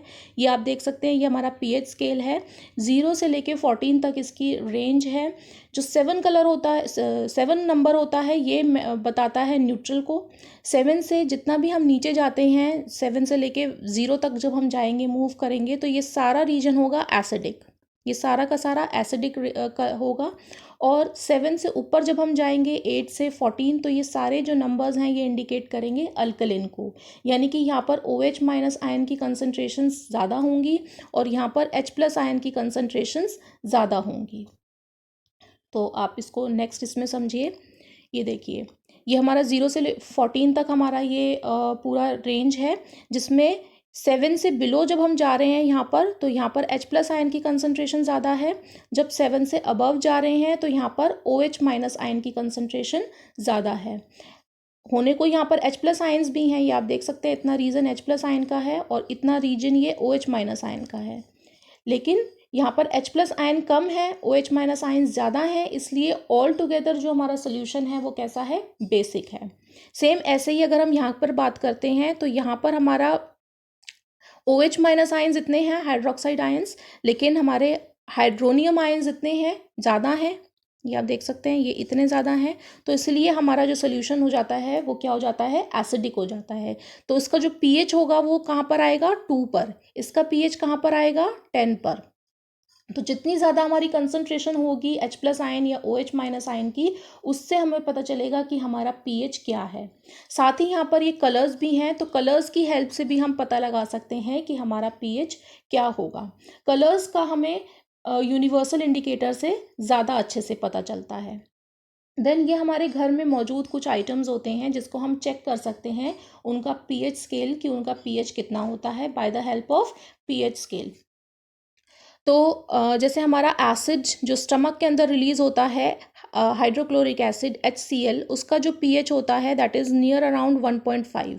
काफ़ी स्ट्रॉन्ग एसिड होता है, तभी वो डाइजेशन में हेल्प करता है और हमारे जितने भी बैक्टीरियाज होते हैं फूड के अंदर, जर्म्स होते हैं फूड के अंदर, उनको किल करने में हेल्प करता है। तो ये काफ़ी स्ट्रॉन्ग एसिड होता है, 1.5।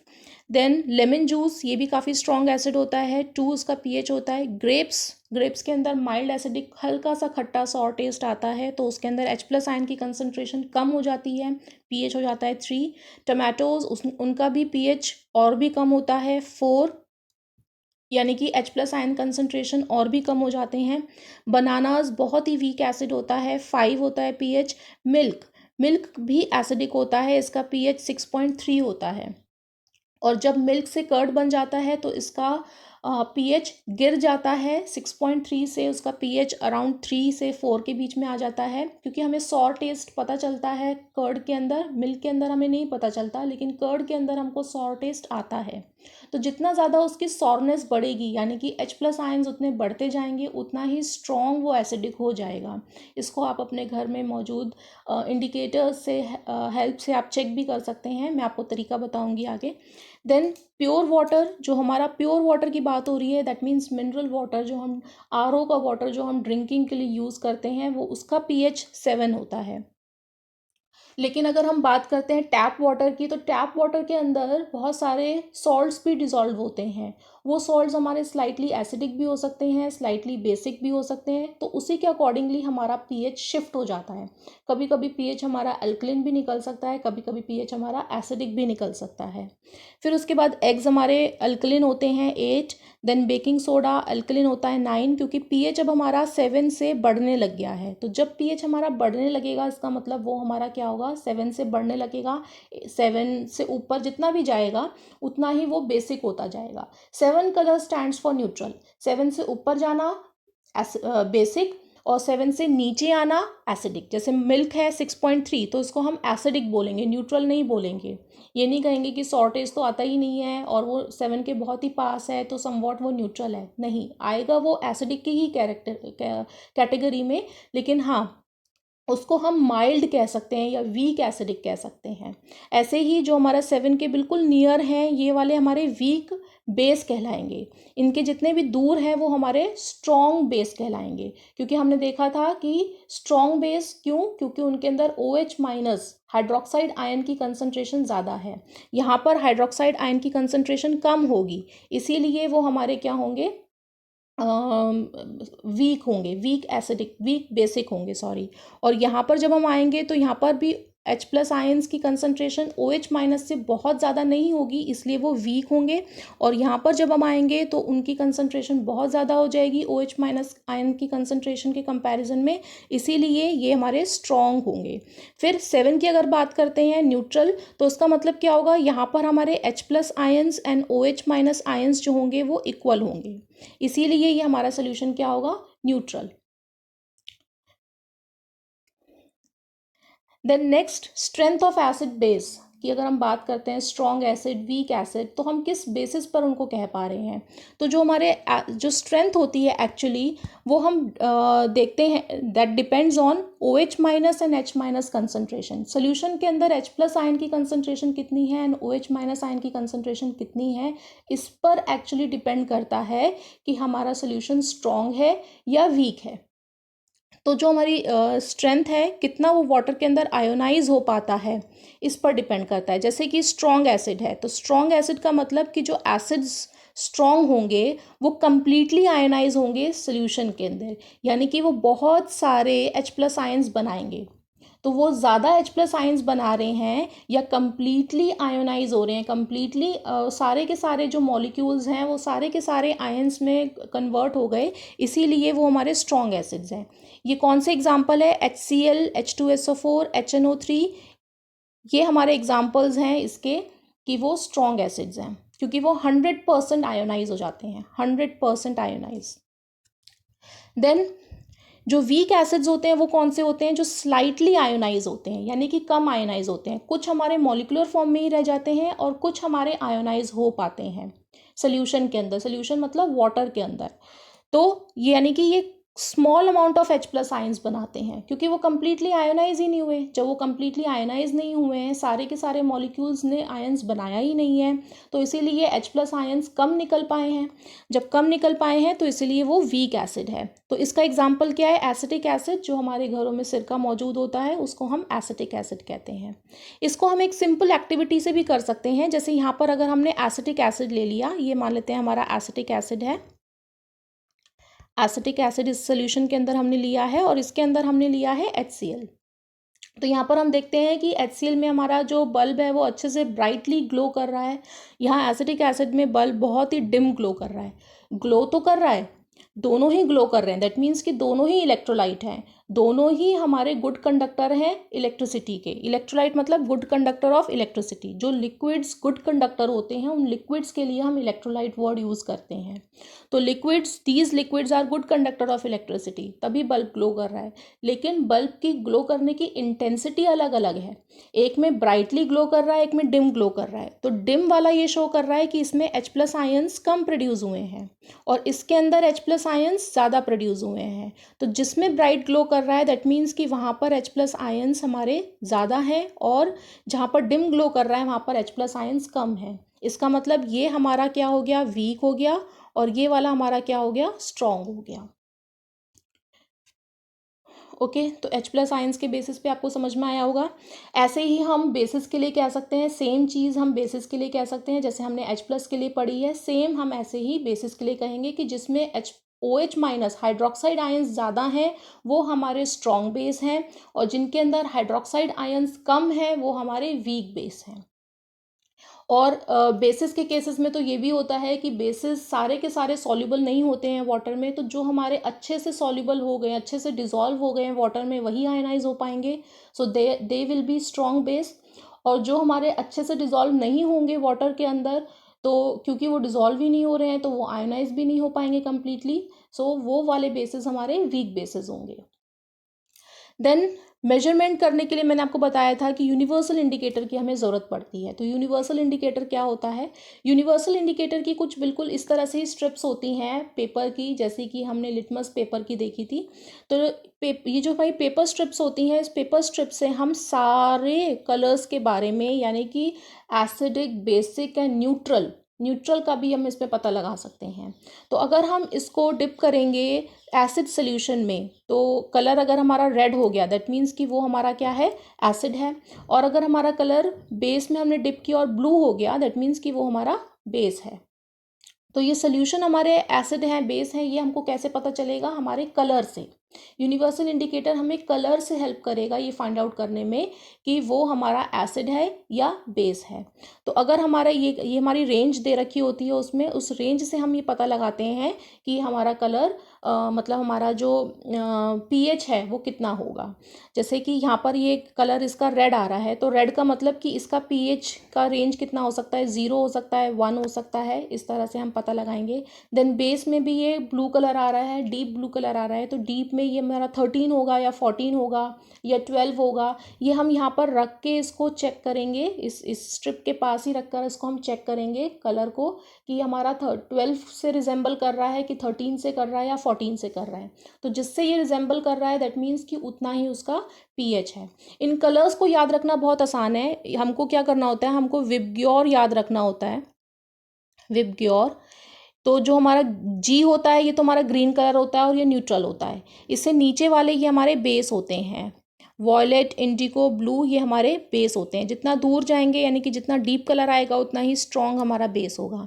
फिर येलो, ऑरेंज, रेड, ये हमारे एसिड होंगे। तो जितना ही डीप कलर आएगा उतना ही स्ट्रॉन्ग होगा। येलो है, ऑरेंज है, दैट मीन्स कि वो वीक है। तो इनको याद रखना बहुत आसान है और साथ ही हम इसको इससे भी पता लगा सकते हैं, ये हमारा पीएच यहाँ पर दे रखा है, उससे भी हम पता लगा सकते हैं। सिमिलरली जो हमारे यूनिवर्सल इंडिकेटर्स होते हैं ये सोल्यूशन की फॉर्म में भी अवेलेबल होते हैं। तो सोल्यूशन में भी हम ये पता लगा सकते हैं, सोल्यूशन में हम 2-3 ड्रॉप्स डालेंगे तो हमें कलर मिल जाएगा, उससे हम ये फाइंड आउट कर लेंगे कि वो हमारा एसिडिक है या बेसिक है। यूनिवर्सल इंडिकेटर्स जो होते हैं ये बहुत सारे मिक्सचर्स से बने होते हैं, इंडिकेटर्स के मिक्सचर्स से बने होते हैं, यानी कि बहुत सारी डाइज से मिक्स होकर ये बने होते हैं, तभी ये एसिडिक, बेसिक और न्यूट्रल तीनों के ही बारे में बता पाते हैं। देन नेक्स्ट ये हमारी एक्टिविटी है। इस एक्टिविटी को हम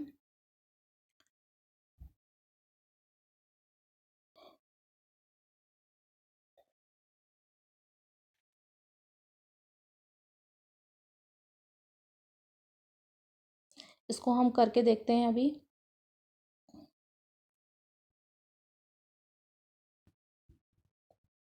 ये देखिए इसके अंदर सबसे पहले हमने यूनिवर्सल इंडिकेटर डाला वाटर के अंदर, फिर उसके बाद इसमें हम अब डालेंगे ये एसिड। तो एसिड का जो कलर है यूनिवर्सल इंडिकेटर का वो कुछ ऑरेंज कलर का हो गया है। फिर इसके अंदर हमने डाल दी एक पैलेट बेस की, सोडियम हाइड्रोक्साइड की। तो अब जो बेस है वो क्या करेगा, एच आयन को पहले न्यूट्रलाइज करेगा, करके उसका इफेक्ट खत्म करेगा, और फिर जितना भी उसके अंदर OH माइनस आयंस बचेंगे वो OH माइनस आयंस क्या करेंगे, ब्लू कलर देंगे। तो ये धीरे धीरे आप देख रहे हैं ब्लू कलर आ रहा है उसके अंदर, और अब ये कम्प्लीटली ब्लू हो गया। दैट मीन्स कि ये हमारे अब सोल्यूशन बेसिक हो गया। तो यूनिवर्सल इंडिकेटर से हमें पता चला। ये देखिए हमारा दूसरा एक्सपेरिमेंट है।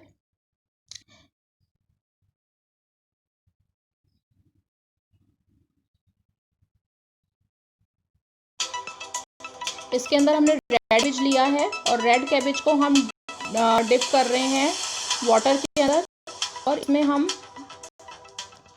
इसको हम मिक्सर में चला देंगे ताकि ये अच्छे से मिक्स हो जाए और इसका एक पेस्ट बन जाए। इसको फिर हम आगे स्ट्रेन कर लेंगे अपने स्ट्रेनर की हेल्प से। इसको अच्छे से चला देंगे मिक्सी में कि पूरा पेस्ट बन जाए ये अच्छे से। ये रेड कैबेज हमने लिया है, लाल पत्ता गोभी, अगर आपको मिले तो आप इसको भी यूज़ कर सकते हैं इस तरह से यूनिवर्सल इंडिकेटर बनाने में। और देन इसको हम स्ट्रेन कर लेंगे एक स्ट्रेनर की हेल्प से। अब ये देखिए जो हमें नीचे सोल्यूशन मिला है ये हमारा यूनिवर्सल इंडिकेटर है। ये हमें टेस्ट करेगा कि सोल्यूशंस के बारे में कि वो एसिडिक है कि बेसिक है। अभी हम सोल्यूशन लिया, इसको विनेगर में डाला सबसे पहले, ये आप देख सकते हैं रेड कलर आ गया, दैट मीन्स एसिडिक। वाटर में डाला तो ये कुछ एल्कलिन वाटर है। स्प्राइट जो हम पीते हैं इसके अंदर ये पिंक कलर आ गया। देन शुगर हमारा ये बेसिक है, बेकिंग सोडा भी बेस है। तो इस तरह से हमें अपने कलर्स का पता चला है।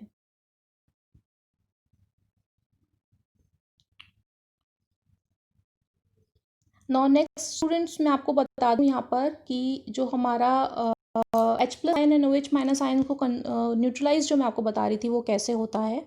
तो जब हम सोल्यूशन के अंदर कोई भी एसिड मिक्स करते हैं तो H प्लस आयन्स आते हैं, जब हम बेस मिक्स करते हैं OH माइनस आयन्स आते हैं। सबसे पहले ये क्या करते हैं, अपने आप को इक्वल करते हैं, यानी कि ये जितने भी होते हैं ये आपस में रिएक्ट करते हैं, ये प्लस करेंगे, रिएक्ट करेंगे और क्या करेंगे, H2O देंगे। तो H plus and OH minus आपस में मिलेंगे और क्या देंगे, H2O, यानी कि वो आपस में न्यूट्रलाइज हो जाएंगे। लेकिन अगर उनमें से कोई भी स्ट्रॉन्ग एसिड है तो यानी कि उसमें H प्लस आयन्स ज़्यादा होंगे और OH माइनस कम रह जाएंगे। तो जितने भी हमारे OH माइनस होंगे वो सबसे पहले क्या करेंगे, H प्लस से उसने क्या किया, कंबाइन किया और H2O बना लिया। अब जो एक्स्ट्रा हमारे H प्लस रह गए वो सोल्यूशन को क्या कर देंगे, एसिडिक कर देंगे। तो जो हमारा रिजल्ट आएगा, लास्ट इफेक्ट आएगा, कलर आएगा, pH आएगा, वो उसी H plus extra H plus ions की वजह से आएगा। सेम अगर हमारे H प्लस अगर ज़्यादा नहीं है, अगर हमारे OH माइनस ज़्यादा हैं, तो सबसे पहले क्या होंगे, जितने भी हमारे OH माइनस होंगे वो हमारे न्यूट्रलाइज हो जाएंगे H प्लस से और मिलकर क्या बनाएंगे, H2O बनाएंगे। फिर उसके बाद जितने भी एक्स्ट्रा हमारे OH माइनस बचे हैं वो हमारा कलर देंगे यूनिवर्सल इंडिकेटर में बेसिक होने का, और साथ ही जो भी हमारा अफेक्ट आएगा मतलब कलर के अलावा और भी जो हमारा बेसिक जो अफेक्ट्स होते हैं, नेचर जो देगा वो अपना वो बेसिक नेचर देगा, वो जो जितने भी कैरेक्टरिस्टिक पोर्ट्रे करेगा वो सारे हमारे बेसिक नेचर के देगा। तो अब हम ये नेक्स्ट टॉपिक पढ़ रहे हैं, importance of pH in everyday life. हमारी लाइफ में पीएच का क्या रोल होता है, कहाँ कहाँ पर हमारा जो पीएच होता है वो रोल प्ले करता है। तो सबसे पहले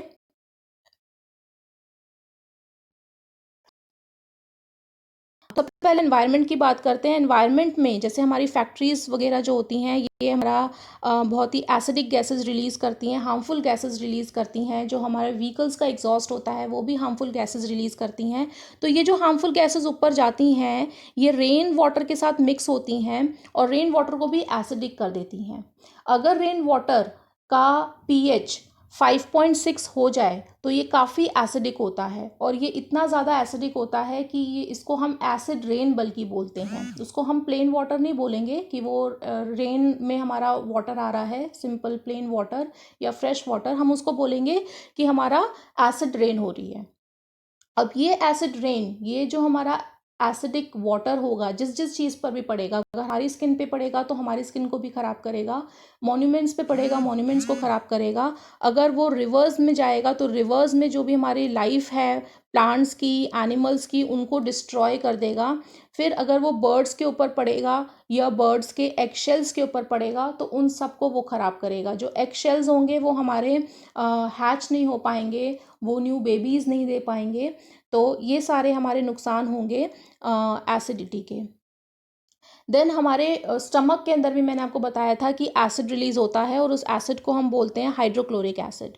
तो हाइड्रोक्लोरिक एसिड जो होता है ये डाइजेशन में हमें हेल्प करता है, इसलिए ये बहुत ही इंपॉर्टेंट होता है। लेकिन अगर हाइड्रोक्लोरिक एसिड ज़्यादा अमाउंट में रिलीज होने लग जाए तो हमारे स्टमक के अंदर पेन होता है, इरिटेशन होती है या एसिडिटी होने लगती है। तो उसमें हम क्या करते हैं, उस सिचुएशन में हम एंटासिड लेते हैं, हम जेलुसिल लेते हैं या हम इनो लेते हैं। तो ये जो भी चीज़ें होती हैं इन सब के अंदर क्या होता है, बेस होता है। एंटासिड जो हमारा जेलुसिल होता है उसके अंदर मिल्क ऑफ मैग्नीशिया होता है या मैग्नीशियम हाइड्रोक्साइड होता है, उसको हम मिल्क ऑफ मैग्नीशिया भी कहते हैं। तो ये हमारा माइल्ड बेस होता है और ये हमारे एसिड जो हमारे इसके अंदर स्टमक के अंदर एसिड रिलीज होता है उसको न्यूट्रलाइज कर देता है। न्यूट्रलाइज का मतलब मैंने आपको बताया था कि H plus and OH minus ये मिलके क्या बना लेते हैं, H2O बना लेते हैं। इसको हम न्यूट्रलाइज होना कहते हैं। तो वो इतने बेस प्रोड्यूस करेगा, इतने OH माइनस आयंस प्रोड्यूस करेगा कि जितना भी H प्लस आयंस निकल रहे हैं हमारे स्टमक के अंदर वो सारे के सारे न्यूट्रलाइज हो जाएंगे और हमारा पेन, इरिटेशन ख़त्म हो जाएगी। देन नेक्स्ट, अगर हमारा जो टूथ डिके है, एसिडिटी टूथ डिके भी कॉज करती है। अगर हम ज़्यादा स्वीट्स खाते हैं, ज़्यादा हम शुगरी फूड खाते हैं तो वो जो शुगर होता है वो डिग्रेड हो जाता है, और किस में डिग्रेड हो जाता है, मतलब वो एसिड बनाता है। तो अगर हम अपने माउथ को अच्छे से क्लीन नहीं करते हैं, उसको हम हर बार वॉश नहीं करते हैं आफ्टर एवरी मील, तो ये जो एसिड होगा, ये एसिड्स जो होंगे ये हमारे माउथ के अंदर रह जाएंगे, और रहने के बाद अगर इनका पीएच 5.5 से कम हो जाएगा तो ये हमारे दांतों को करोड़ यानी कि नुकसान देने लगेंगे, उनके अंदर पीलापन आने लगेगा, हमारे दांत खराब होने लगेंगे। इसीलिए हमको हर मील के बाद अपने माउथ को वॉश करना चाहिए। और जो हम टूथपेस्ट यूज़ करते हैं, हमें मॉर्निंग में हमको 2 बार टूथपेस्ट यूज़ करना चाहिए मॉर्निंग में, और हमको रात को खाना खाने के बाद सोने से पहले भी हमको ब्रश करना चाहिए। तो टूथपेस्ट जो हम यूज़ करते हैं वो भी माइल्ड बेसिक होता है, और ये हमारे माउथ में प्रेजेंट एसिड्स को न्यूट्रलाइज कर देता है। तो इस तरह से जो हमारे बैक्टीरियाज हमारे माउथ के अंदर पनप रहे हैं, उन बैक्टीरियाज को भी मतलब शुगर नहीं मिलता है एसिड में कन्वर्ट करने के लिए। देन पीएच ऑफ सॉइल बहुत इंपॉर्टेंट होता है पीएच सॉइल के लिए, क्योंकि जो प्लांट्स होते हैं वो एक स्पेसिफिक पीएच में ही एक अच्छी ग्रोथ दिखा पाते हैं। अगर सॉइल हमारी ज़्यादा एसिडिक हो जाए तो भी उनकी ग्रोथ नहीं अच्छे से हो पाएगी, और अगर वो ज़्यादा बेसिक हो जाए तब भी उनकी ग्रोथ अच्छे से नहीं हो पाएगी। इसीलिए जो फार्मर्स होते हैं वो पीएच को भी बीच बीच में चेक करते रहते हैं। आपके भी गार्डन में जो प्लांट्स हैं उनको आप चेक कर सकते हो, आप थोड़ी सी सॉइल ले सकते हो, उसके अंदर वाटर मिला सकते हो, और उसको आप फिल्टर कर लो। जो नीचे फिल्ट्रेट आएगा वाटर, उस वाटर को आप सैंपल के तौर पे यूज़ कर सकते हैं। आप यूनिवर्सल इंडिकेटर ले सकते हैं, मैंने आपको बताया रेड कैबेज हमारा यूनिवर्सल इंडिकेटर है। बीटरूट, चुकंदर जो हमारे घरों में मौजूद होता है वो भी यूनिवर्सल इंडिकेटर के तौर पे काम आ सकता है। तो उसका भी सेम ऐसे ही आप पेस्ट बना सकते हैं, उसको छान सकते हैं, और छान कर सेम ऐसे ही अपने सॉइल के लिए यूज़ कर सकते हैं। अगर वो थोड़ा सा हमारा ग्रीनिश टू ब्लू जा रहा है, इसका मतलब वो अल्कलिन है। अगर वो येलोइश कलर में आ रहा है, इसका मतलब वो एसिडिक है। तो ऐसे केस में क्या करना होगा, ज़्यादा फर्टिलाइज़र के यूज़ की वजह से जो सॉइल होती है वो हमारी एसिडिक हो जाती है। ऐसी सिचुएशन में हमको चॉक हमारे घरों में मौजूद होती है, हम चॉक उसमें डाल सकते हैं, चूना हम डाल सकते हैं, या कैल्शियम हाइड्रोक्साइड जो लाइम वाटर होता है वो डाल सकते हैं। अगर हमारी सॉइल ज़्यादा बेसिक हो जाए तो हमें क्या करना चाहिए, तब हम उसके अंदर मैन्योर डाल सकते हैं। मैन्योर मतलब खाद। देन नेक्स्ट है हमारा कि प्लांट्स और एनिमल्स भी अपना सेल्फ डिफेंस के लिए कुछ केमिकल्स रिलीज़ करते हैं। जैसे हनी बी के बारे में हमने पढ़ा होगा कि हनी बी जो होता है उसका डंक बहुत ज़्यादा मतलब जहरीला होता है, बहुत पेन होता है अगर वो डंक मार देता है तो हनी बी जो होता है उसके डंक में ऐसा क्या चीज़ होती है जिसकी वजह से इतना पेन होता है, तो वो फॉर्मिक एसिड या मिथेनोइक एसिड भी उसको बोलते हैं, वो रिलीज़ करता है। यानी कि वो एक एसिड होता है जो वो रिलीज़ करते हैं जिसकी वजह से हमें पेन होता है। तो उस केस में हम क्या कर सकते हैं, हम उसमें कोई भी बेस, अब आप जानते हैं बेस कितने सारे हैं हमारे घर में मौजूद, बेकिंग सोडा है, पेस्ट है, सोप है, क्रीम है, वैसलीन है, तो ये सारी चीज़ें हमारी बेसिक हैं। इन सब चीज़ों को हम उस पर रगड़ सकते हैं। फिर नेटल लीव्स, ये ज़्यादातर जंगली लीव्स होती हैं, ये भी आप देखते हैं नेटल लीव्स जो होती हैं उनके साइड्स में क्या होते हैं, बहुत हल्के हल्के हेयर्स होते हैं, लेकिन वो जो हेयर्स होते हैं वो काफ़ी स्टिंकिंग होते हैं, मतलब कि अगर हम उनके पास से गुजरते हैं तो वो हमें चुभ जाते हैं। तो वो जो हमारे हेयर्स होते हैं वो फॉर्मिक एसिड रिलीज़ करते हैं, और उसमें भी हम बेकिंग सोडा लगा सकते हैं। बट अगर हम कहीं बाहर जा रहे हैं तो बेकिंग सोडा नहीं होगा। तो नेटल लीव्स के बैक साइड पर ही एक डॉग प्लांट होता है, वो डॉग प्लांट जो होता है वो बेसिक होता है, उसको रगड़ लेने से उसमें क्या होता है, हमारा पेन में रिलीफ मिलती है। तो ये हमारे नेचुरली हमारे जो प्लांट्स एंड एनिमल्स हैं उनके अंदर भी हमारे ये केमिकल्स अपने सेल्फ डिफेंस के लिए उनके अंदर ये केमिकल्स रिलीज़ होते हैं। नाउ ये हमारा टॉपिक आज ख़त्म हो गया है, ये जितना भी हमारा ये टॉपिक है पीएच स्केल से रिलेटेड। उसके बाद हम सॉल्ट्स के बारे में पढ़ेंगे, वो भी काफ़ी इंपॉर्टेंट टॉपिक है एग्जामिनेशन पॉइंट ऑफ व्यू से। अभी जो हमने टॉपिक किया है उससे रिलेटेड ये कुछ क्वेश्चंस हैं, आप इन क्वेश्चंस को ट्राई कीजिए। अगर आपको किसी भी क्वेश्चन में प्रॉब्लम आती है आप मुझे कमेंट में पूछ सकते हैं। आपको ये वीडियो कैसा लगा, आपको कितना अच्छे से समझ में आ रहा है, आप उसके बारे में भी मुझे। पार्ट 6 जिसमें हम पढ़ेंगे सॉल्ट्स के बारे में, इसमें हम जानेंगे सॉल्ट्स की कंप्लीट इन्फॉर्मेशन जो भी आपके सीबीएसई सिलेबस में दी हुई है। तो यहाँ पर हम सबसे पहले पढ़ने वाले हैं कि सॉल्ट किससे ऑब्टेन होता है। तो हम जानते हैं कि salt is obtain from acid and base. तो एसिड प्लस बेस हमको सॉल्ट एंड वाटर देता है, ये हम न्यूट्रलाइजेशन रिएक्शन में पहले कर चुके हैं। एग्जाम्पल के तौर पर अगर हमारा NaCl है तो NaCl हमको मिलता है NaOH एंड HCl से, ये हम पहले कर चुके हैं। देन NaOH जो है ये हमारा बेस है और HCl हमारा एसिड है।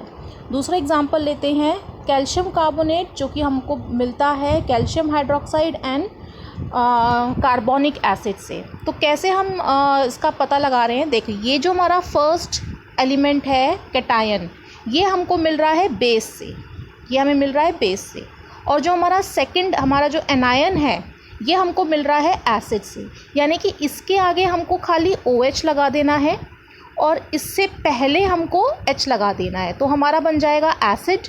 और अगर हम इसके पीछे OH लगा देंगे तो हमारा बन जाएगा बेस। बस आपको ध्यान रखना होगा वैलेंसीज़ का, वैलेंसीज़ आपको पता होनी चाहिए। कार्बोनेट की वैलेंसी 2 होती है और कैल्शियम की वैलेंसी भी 2 होती है, इसलिए फॉर्मूला यहाँ पर हम देख रहे हैं CaOH2 बन रहा है और यहाँ पर H2CO3 बन रहा है, क्योंकि H की वैलेंसी 1 होती है और OH की वैलेंसी भी 1 होती है। तो ये आपको वैलेंसीज़ ध्यान रखनी होंगी, फॉर्मूलाज तभी आपके बन पाएंगे।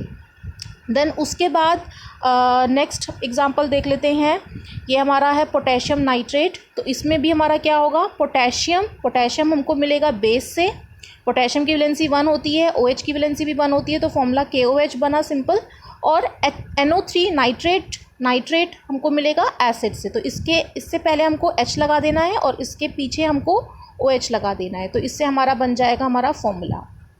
देन नेक्स्ट एग्जांपल देख लेते हैं एल्यूमिनियम सल्फेट। तो एल्यूमिनियम की वैलेंसी 3 होती है, यहाँ पर आपको फॉर्मूले के अंदर दिख रही है, ये 3 होती है। सल्फेट की वैलेंसी 2 होती है, क्रिस क्रॉस मेथड से ये हमारा फॉर्मूला बना हुआ है।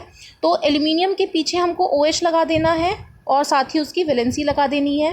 ऐसे ही सल्फेट से पहले हमको H लगा देना है और साथ ही उसका फॉर्मूला हमारा H2SO4 बन जाएगा, ये हमारा सल्फ्यूरिक एसिड बन गया। तो इस तरह से हम एसिड और बेस, बस हमको क्या ध्यान रखना है, जो हमारा फर्स्ट कैटायन है ये हमको बेस से मिलता है और जो हमारा सेकंड एनायन है ये हमको एसिड से मिलता है। सिर्फ आपको ये ध्यान रखना है, फॉर्मूला मेकिंग आपको आनी चाहिए। H की और OH की दोनों की वैलेंसीज़ 1 होती है, बाकी जो हमारे दूसरे और कैटायन एनायंस होंगे उनकी वैलेंसीज़ क्या होती हैं ये आपको मालूम होनी चाहिए, तभी आप फॉर्मूलाज बना पाएंगे।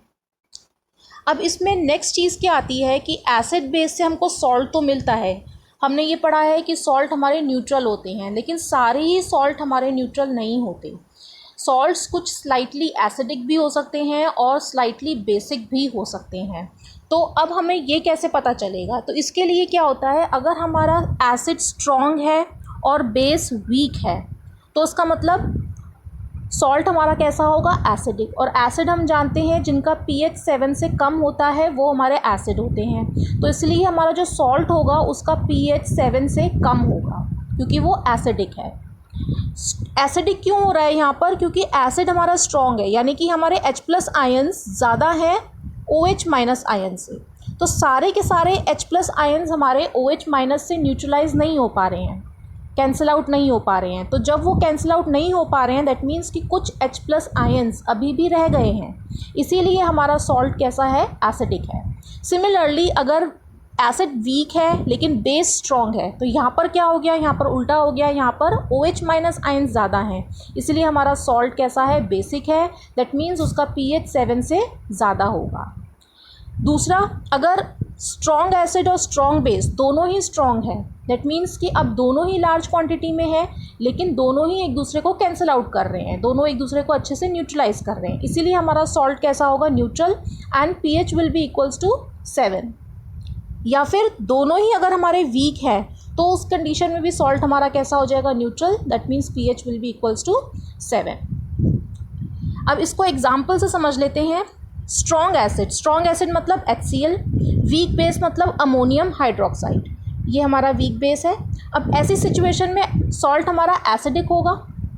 अब इसमें सॉल्ट कौन सा बनेगा, ये हम जानते हैं कि जो H+ आयंस है और यहाँ से OH- आयंस हैं ये तो निकल जाएंगे और निकल कर क्या करेंगे, वाटर बना लेंगे। इन्होंने तो वाटर बना लिया। अब बचा क्या है यहाँ पर बचा अमोनियम हाइड्रोक्साइड। सॉरी अमोनियम, और यहाँ पर बचा क्लोरीन। तो अमोनियम और क्लोरीन जो बचे हैं इन्होंने क्या बना लिया, अमोनियम क्लोराइड। तो ये सॉल्ट हमारा कैसा होगा, एसिडिक सॉल्ट होगा। क्यों, क्योंकि ये हमारे स्ट्रॉन्ग एसिड और वीक बेस से आया है। ऐसे ही अगर हमारा वीक बेस है, वीक एसिड है, for example acetic acid, and strong base है जैसे कि कैल्शियम हाइड्रोक्साइड, NaOH, कोई सा भी स्ट्रॉन्ग बेस है, तो उस केस में हमारा सॉल्ट कैसा होगा, बेसिक, जिसको मैंने अभी आपको बताया था पिछली स्लाइड में। अब इधर से क्या होगा, यहाँ से H+ निकल जाएगा और यहाँ से OH- निकल जाएगा। ये HNOH मिलके तो वाटर बना लेंगे। बचा क्या, कैल्शियम एंड एसीटेट। तो क्या बनाएगा, कैल्शियम एसीटेट बनेगा। H की जगह पर यहाँ पर क्या लग गया, कैल्शियम लग गया। कैल्शियम की वैलेंसी क्योंकि 2 होती है, इसलिए यहाँ पर एसीटेट के बाहर यहाँ पर 2 लगा हुआ है। तो फॉर्मूला बन गया कैल्शियम एसीटेट का। ये सॉल्ट हमारा कैसा होगा, बेसिक होगा। Then strong acid and strong base का एग्जांपल ले लेते हैं। Strong acid for example HCl, strong base यानी कि NaOH। सेम यहाँ पर HNOH मिलके H2O बना लेंगे और NaNCl ये बचेंगे, तो जो बना लेंगे NaCl यानी कि सोडियम क्लोराइड। ये वाला सॉल्ट हमारा कैसा होगा, न्यूट्रल, क्योंकि ये strong acid and strong base से आया है। So understood. ये मैंने कुछ लिस्ट तैयार करी है, क्योंकि बच्चे ये सोच रहे होंगे कि हमें कैसे पता चलेगा कौन से हमारे एसिड स्ट्रॉन्ग होते हैं, कौन से वीक होते हैं। तो ये लिस्ट है, जिससे कि आप ये लिस्ट को ध्यान में रख के, याद करके आप ये याद रख सकते हैं कि कौन से हमारे एसिड स्ट्रॉन्ग होते हैं, कौन से वीक होते हैं, कौन से स्ट्रॉन्ग बेस होते हैं, कौन से वीक बेस होते हैं। देन केमिकल्स जो कि हमें कॉमन सॉल्ट से मिलते हैं। तो सबसे पहले हम कॉमन सॉल्ट के बारे में जान लेते हैं। कॉमन सॉल्ट आपने देखा होगा, ऐसे कॉमन सॉल्ट जो हमारी किचन में अवेलेबल होता है नमक के तौर पर, जिसको हम सब्जियों में डालते हैं टेस्ट बिल्डअप करने के लिए। तो ये हमारे ऐसे वेरियस कलर्स में मिलता है हमको। ये हमारा रॉक सॉल्ट होता है। अच्छा, इसके बारे में पढ़ लेते हैं। कॉमन सॉल्ट हमको NaOH एंड HCl से मिलता है। कैसा होता है, ये न्यूट्रल होता है। NaOH एंड HCl को हम कंबाइन करेंगे तो हमको NaCl मिल जाएगा। लेकिन ये तो लेबॉर्ट्री प्रिपरेशन है। हम जानते हैं कि कॉमन सॉल्ट हमको सी से भी मिलता है। तो सी वाटर के अंदर बहुत सारे सॉल्ट्स होते हैं, जिसमें से हम NaCl को अलग कर लेते हैं, सेपरेट आउट कर लेते हैं। ये जो हमारा रॉक सॉल्ट होता है, ये कुछ ब्राउन कलर का होता है। क्यों होता है ब्राउन कलर का, क्योंकि इसके अंदर बहुत कुछ इम्प्योरिटीज़ भी होती हैं। तो जब इसको हम रिफ़ाइन कर लेते हैं, उसमें से इम्प्योरिटीज़ हटा लेते हैं, तब वो हमारा वाइट पाउडर बन जाता है। इसकी क्या एप्लीकेशन होती है कॉमन सॉल्ट की? कॉमन सॉल्ट की एप्लीकेशन होती है कि इसको हम फूड में ऐड करते हैं टेस्ट बिल्डअप करने के लिए, और इससे हम बहुत सारे केमिकल्स, यूज़फुल केमिकल्स बनाते हैं। फर्स्ट केमिकल है हमारा सोडियम हाइड्रोक्साइड, सेकंड है baking soda, washing soda, bleaching powder और भी इसके अलावा। लेकिन अभी जो हम पढ़ने वाले हैं वो हम इन चारों के बारे में पढ़ने वाले हैं। तो सबसे पहले हम सोडियम हाइड्रोक्साइड की बात कर लेते हैं। सोडियम हाइड्रोक्साइड, जिसको हम कास्टिक सोडा भी कहते हैं, और इसका जो फॉर्मूला होता है वो होता है NaOH। NaOH यानी कि ये एक वाइट सॉलिड होता है। आप देख सकते हैं पिक्चर के अंदर वाइट सॉलिड होता है। आयोनिक कंपाउंड होता है, क्योंकि ये आयंस से मिलके बना होता है। आयंस यानी कि कैटायन एंड एनायन। तो सोडियम हमारा कैटायन होता है, Na मैंने बता रखा है आपको, जो पहले लगता है वो हमेशा कैटायन होता है। तो ये हमारा कैटायन है प्लस चार्ज वाला, और एनायन हमारा है इसमें हाइड्रोक्साइड OH-, जो पीछे लगा हुआ है वो हमारा एनायन है। और एनायन होते हैं जिनका माइनस नेगेटिव चार्ज होता है, तो ये हमारा एनायन है। अब ये कैसे बनता है, इसकी प्रिपरेशन कैसे होती है? तो इसके लिए मैंने आपको बताया कि NaCl से हम बनाते हैं। तो हमने NaCl को वाटर में डिज़ोल्व किया और एक सैचुरेटेड सोल्यूशन बना लिया। इसको हम बोलते हैं ब्राइन। अब जो भी हम प्रिपेयर करेंगे आगे, वो हम ब्राइन से प्रिपेयर करेंगे, इसको हम ब्राइन बोलते हैं। तो इस ब्राइन से जब इलेक्ट्रिसिटी पास की जाती है तो हमको मिलता है NaOH, hydrogen gas and Cl2। यही मिलना चाहिए नेचुरली, क्योंकि हमारा क्या होता है, H2O जो होता है वो H+ एंड OH- में ब्रेक डाउन हो जाता है। H+ हमको क्या दे देता है, H+ हमको दे देता है हाइड्रोजन गैस। जो हमको हाइड्रोजन गैस मिल रही है वो हमको H2 की वजह से मिल रही है।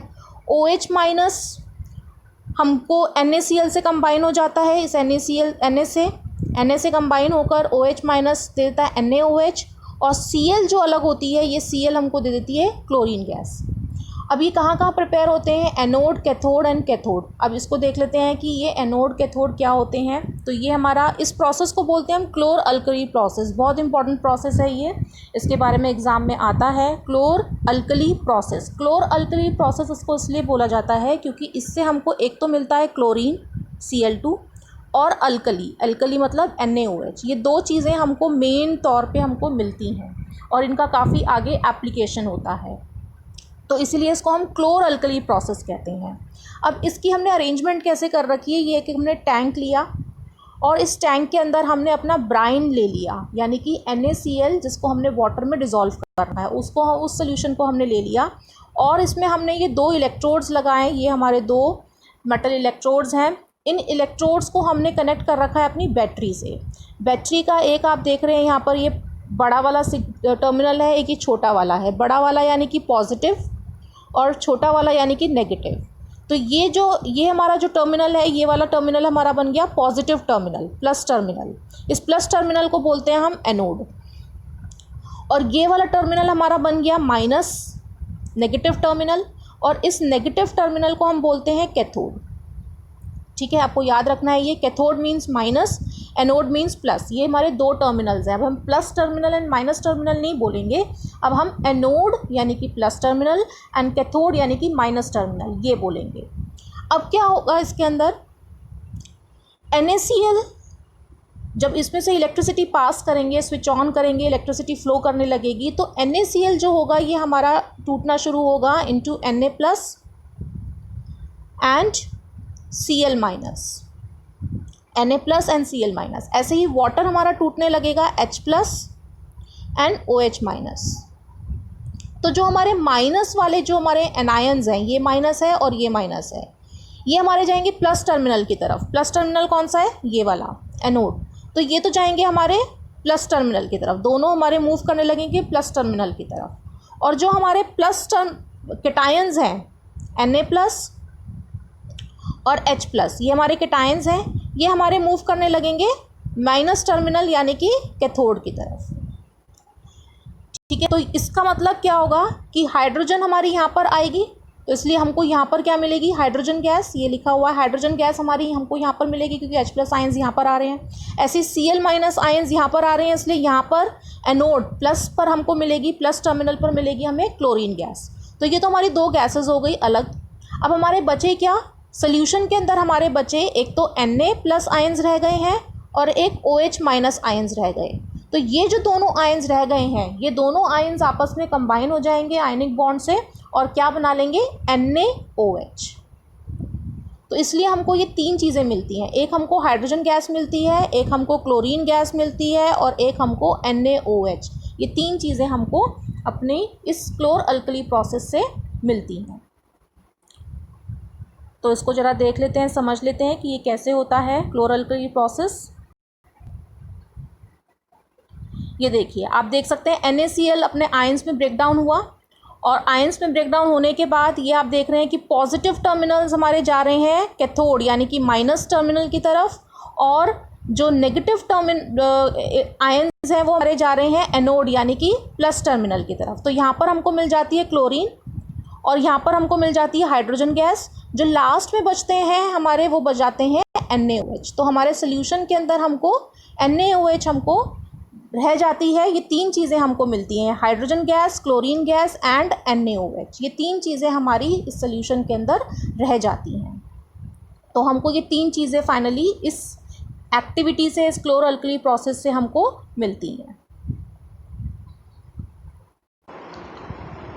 अब क्लोर अल्कली प्रोसेस के अंदर हमारी तीन प्रोडक्ट्स बने थे। एक हमारा बना था क्लोरीन, एक हमारा बना था हाइड्रोजन, एक हमारा बना था NaOH, सोडियम हाइड्रोक्साइड यानी कि कास्टिक सोडा।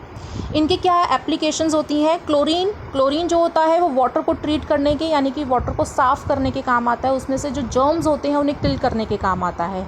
जो हमारा रिवर से वाटर आता है ट्रैप में, जो ड्रिंकिंग वाटर हम बनाते हैं, उसमें सारी इम्प्योरिटीज़ निकालने के बाद उसको हम उसमें से जर्म्स को भी किल करते हैं। तो वो हमारे जो किल होते हैं वो क्लोरीन की हेल्प से होते हैं।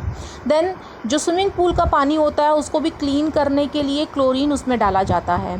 देन पीवीसी पाइप्स, जो हमारे पानी के प्लास्टिक पाइप्स होते हैं, वो पीवीसी पाइप्स उनकी मैन्युफैक्चरिंग में हेल्प करते हैं। डिसइंफेक्टेंट मतलब जर्म्स को किल करने के काम आते हैं। सीएफसी यानी कि क्लोरोफ्लोरोकार्बन्स बनाने के काम आते हैं। पेस्टिसाइड्स मतलब जो हमारे कीटनाशक होते हैं, जो फसलों के ऊपर कीटनाशक डाले जाते हैं, वो पेस्टिसाइड्स बनाने के काम आते हैं। Then hydrogen is a very good fuel, ये फ्यूल के तौर पे यूज़ किया जा सकता है और मैन्युफैक्चर किया जाता है अमोनिया बनाने में। अमोनिया एक बहुत ही इंपॉर्टेंट कंपोनेंट है फॉर फर्टिलाइज़र्स के तौर पे अमोनिया को यूज़ किया जाता है। तो अमोनिया बनाने के हाइड्रोजन काम आता है, जो फर्दर फर्टिलाइज़र्स बनाने के काम आता है। सोडियम हाइड्रोक्साइड से जो भी हमारे सोप एंड डिटर्जेंट्स हैं वो बनाए जाते हैं, और हमारे जो आर्टिफिशियल फाइबर्स होते हैं या पेपर मेकिंग इंडस्ट्रीज़ होती हैं, उन सब के अंदर सोडियम हाइड्रोक्साइड को यूज़ किया जाता है। Apart from this, cleaning purposes के लिए भी सोडियम हाइड्रोक्साइड को यूज़ किया जाता है। देन उसके बाद, अब सोडियम हाइड्रोक्साइड तो हमने देख लिया कि कैसे बनता है हमारा ब्राइन से, यानी कि सोडियम क्लोराइड से। अब दूसरा हम करने वाले हैं बेकिंग सोडा। तो बेकिंग सोडा को हम सोडियम हाइड्रोजन कार्बोनेट भी बोलते हैं, NaHCO3, सोडियम हाइड्रोजन कार्बोनेट या फिर सोडियम बाइकार्बोनेट, ये भी हम इसको बेकिंग सोडा को बोलते हैं, जो कि हमारा केमिकल नेम है। प्रिपरेशन कैसे करते हैं, अगेन वही हम करेंगे। NaCl और H2O का मिक्सचर लेंगे, यानी कि ब्राइन लेंगे, उसके अंदर carbon dioxide gas and ammonia हम पास करवाएंगे। देखिए ये NH3, यही अमोनिया है जिससे हाइड्रोजन से जो बनाया जाता है और फर्टिलाइज़र्स बनाने में जो काम आता है, तो ये अमोनिया है। तो ये दोनों चीज़ें जब हम इस ब्राइन में हम ऐड करते हैं, कार्बन डाइऑक्साइड गैस पास करवाते हैं, अमोनिया उसके अंदर डाला जाता है, तो हमें अमोनियम क्लोराइड मिलता है और हमारा NaHCO3 यानी कि बेकिंग सोडा बन के हमारा तैयार हो जाता है। ये बेकिंग सोडा बहुत यूज़फुल होता है, बहुत सारी चीज़ों में ये काम आता है। हमने पढ़ा था कि बेकिंग सोडा एक माइल्ड बेस होता है, जो कि एंटासिड के तौर पर भी हम इसको यूज़ कर सकते हैं, कि अगर एसिडिटी हो गई है तो हम इसको बेकिंग सोडा हम ले सकते हैं, कंज्यूम कर सकते हैं, जिससे कि एसिडिटी, जो पेट का दर्द है, वो हमारा ठीक हो जाए। या फिर सोडा एसिड फायर एक्सटिंग्विशर्स में भी काम आता है। जो फायर एक्सटिंग्विशर्स लगे होते हैं, सिलेंडर्स वगैरह आपने देखे होंगे, रेड सिलेंडर्स जो लगे होते हैं, स्कूल की प्रीमिसेस में होते हैं, हमारे घरों में भी होते हैं, बिल्डिंग्स में, जो बड़ी बड़ी बिल्डिंग्स होती हैं या मॉल्स होते हैं, उनमें लगे होते हैं, उनके अंदर यही बेकिंग सोडा ऐड किया जाता है। तो बेकिंग सोडा से ही वो फायर एक्सटिंग्विशर्स बनाए जाते हैं। देन अगर हम इसकी कुकिंग करते हैं, यानी कि बेकिंग सोडा को जब हम हीट करते हैं, तो ये बेकिंग सोडा जो होता है ये टूट जाता है sodium carbonate Na2CO3, sodium carbonate में, वाटर में एंड कार्बन डाइऑक्साइड गैस में।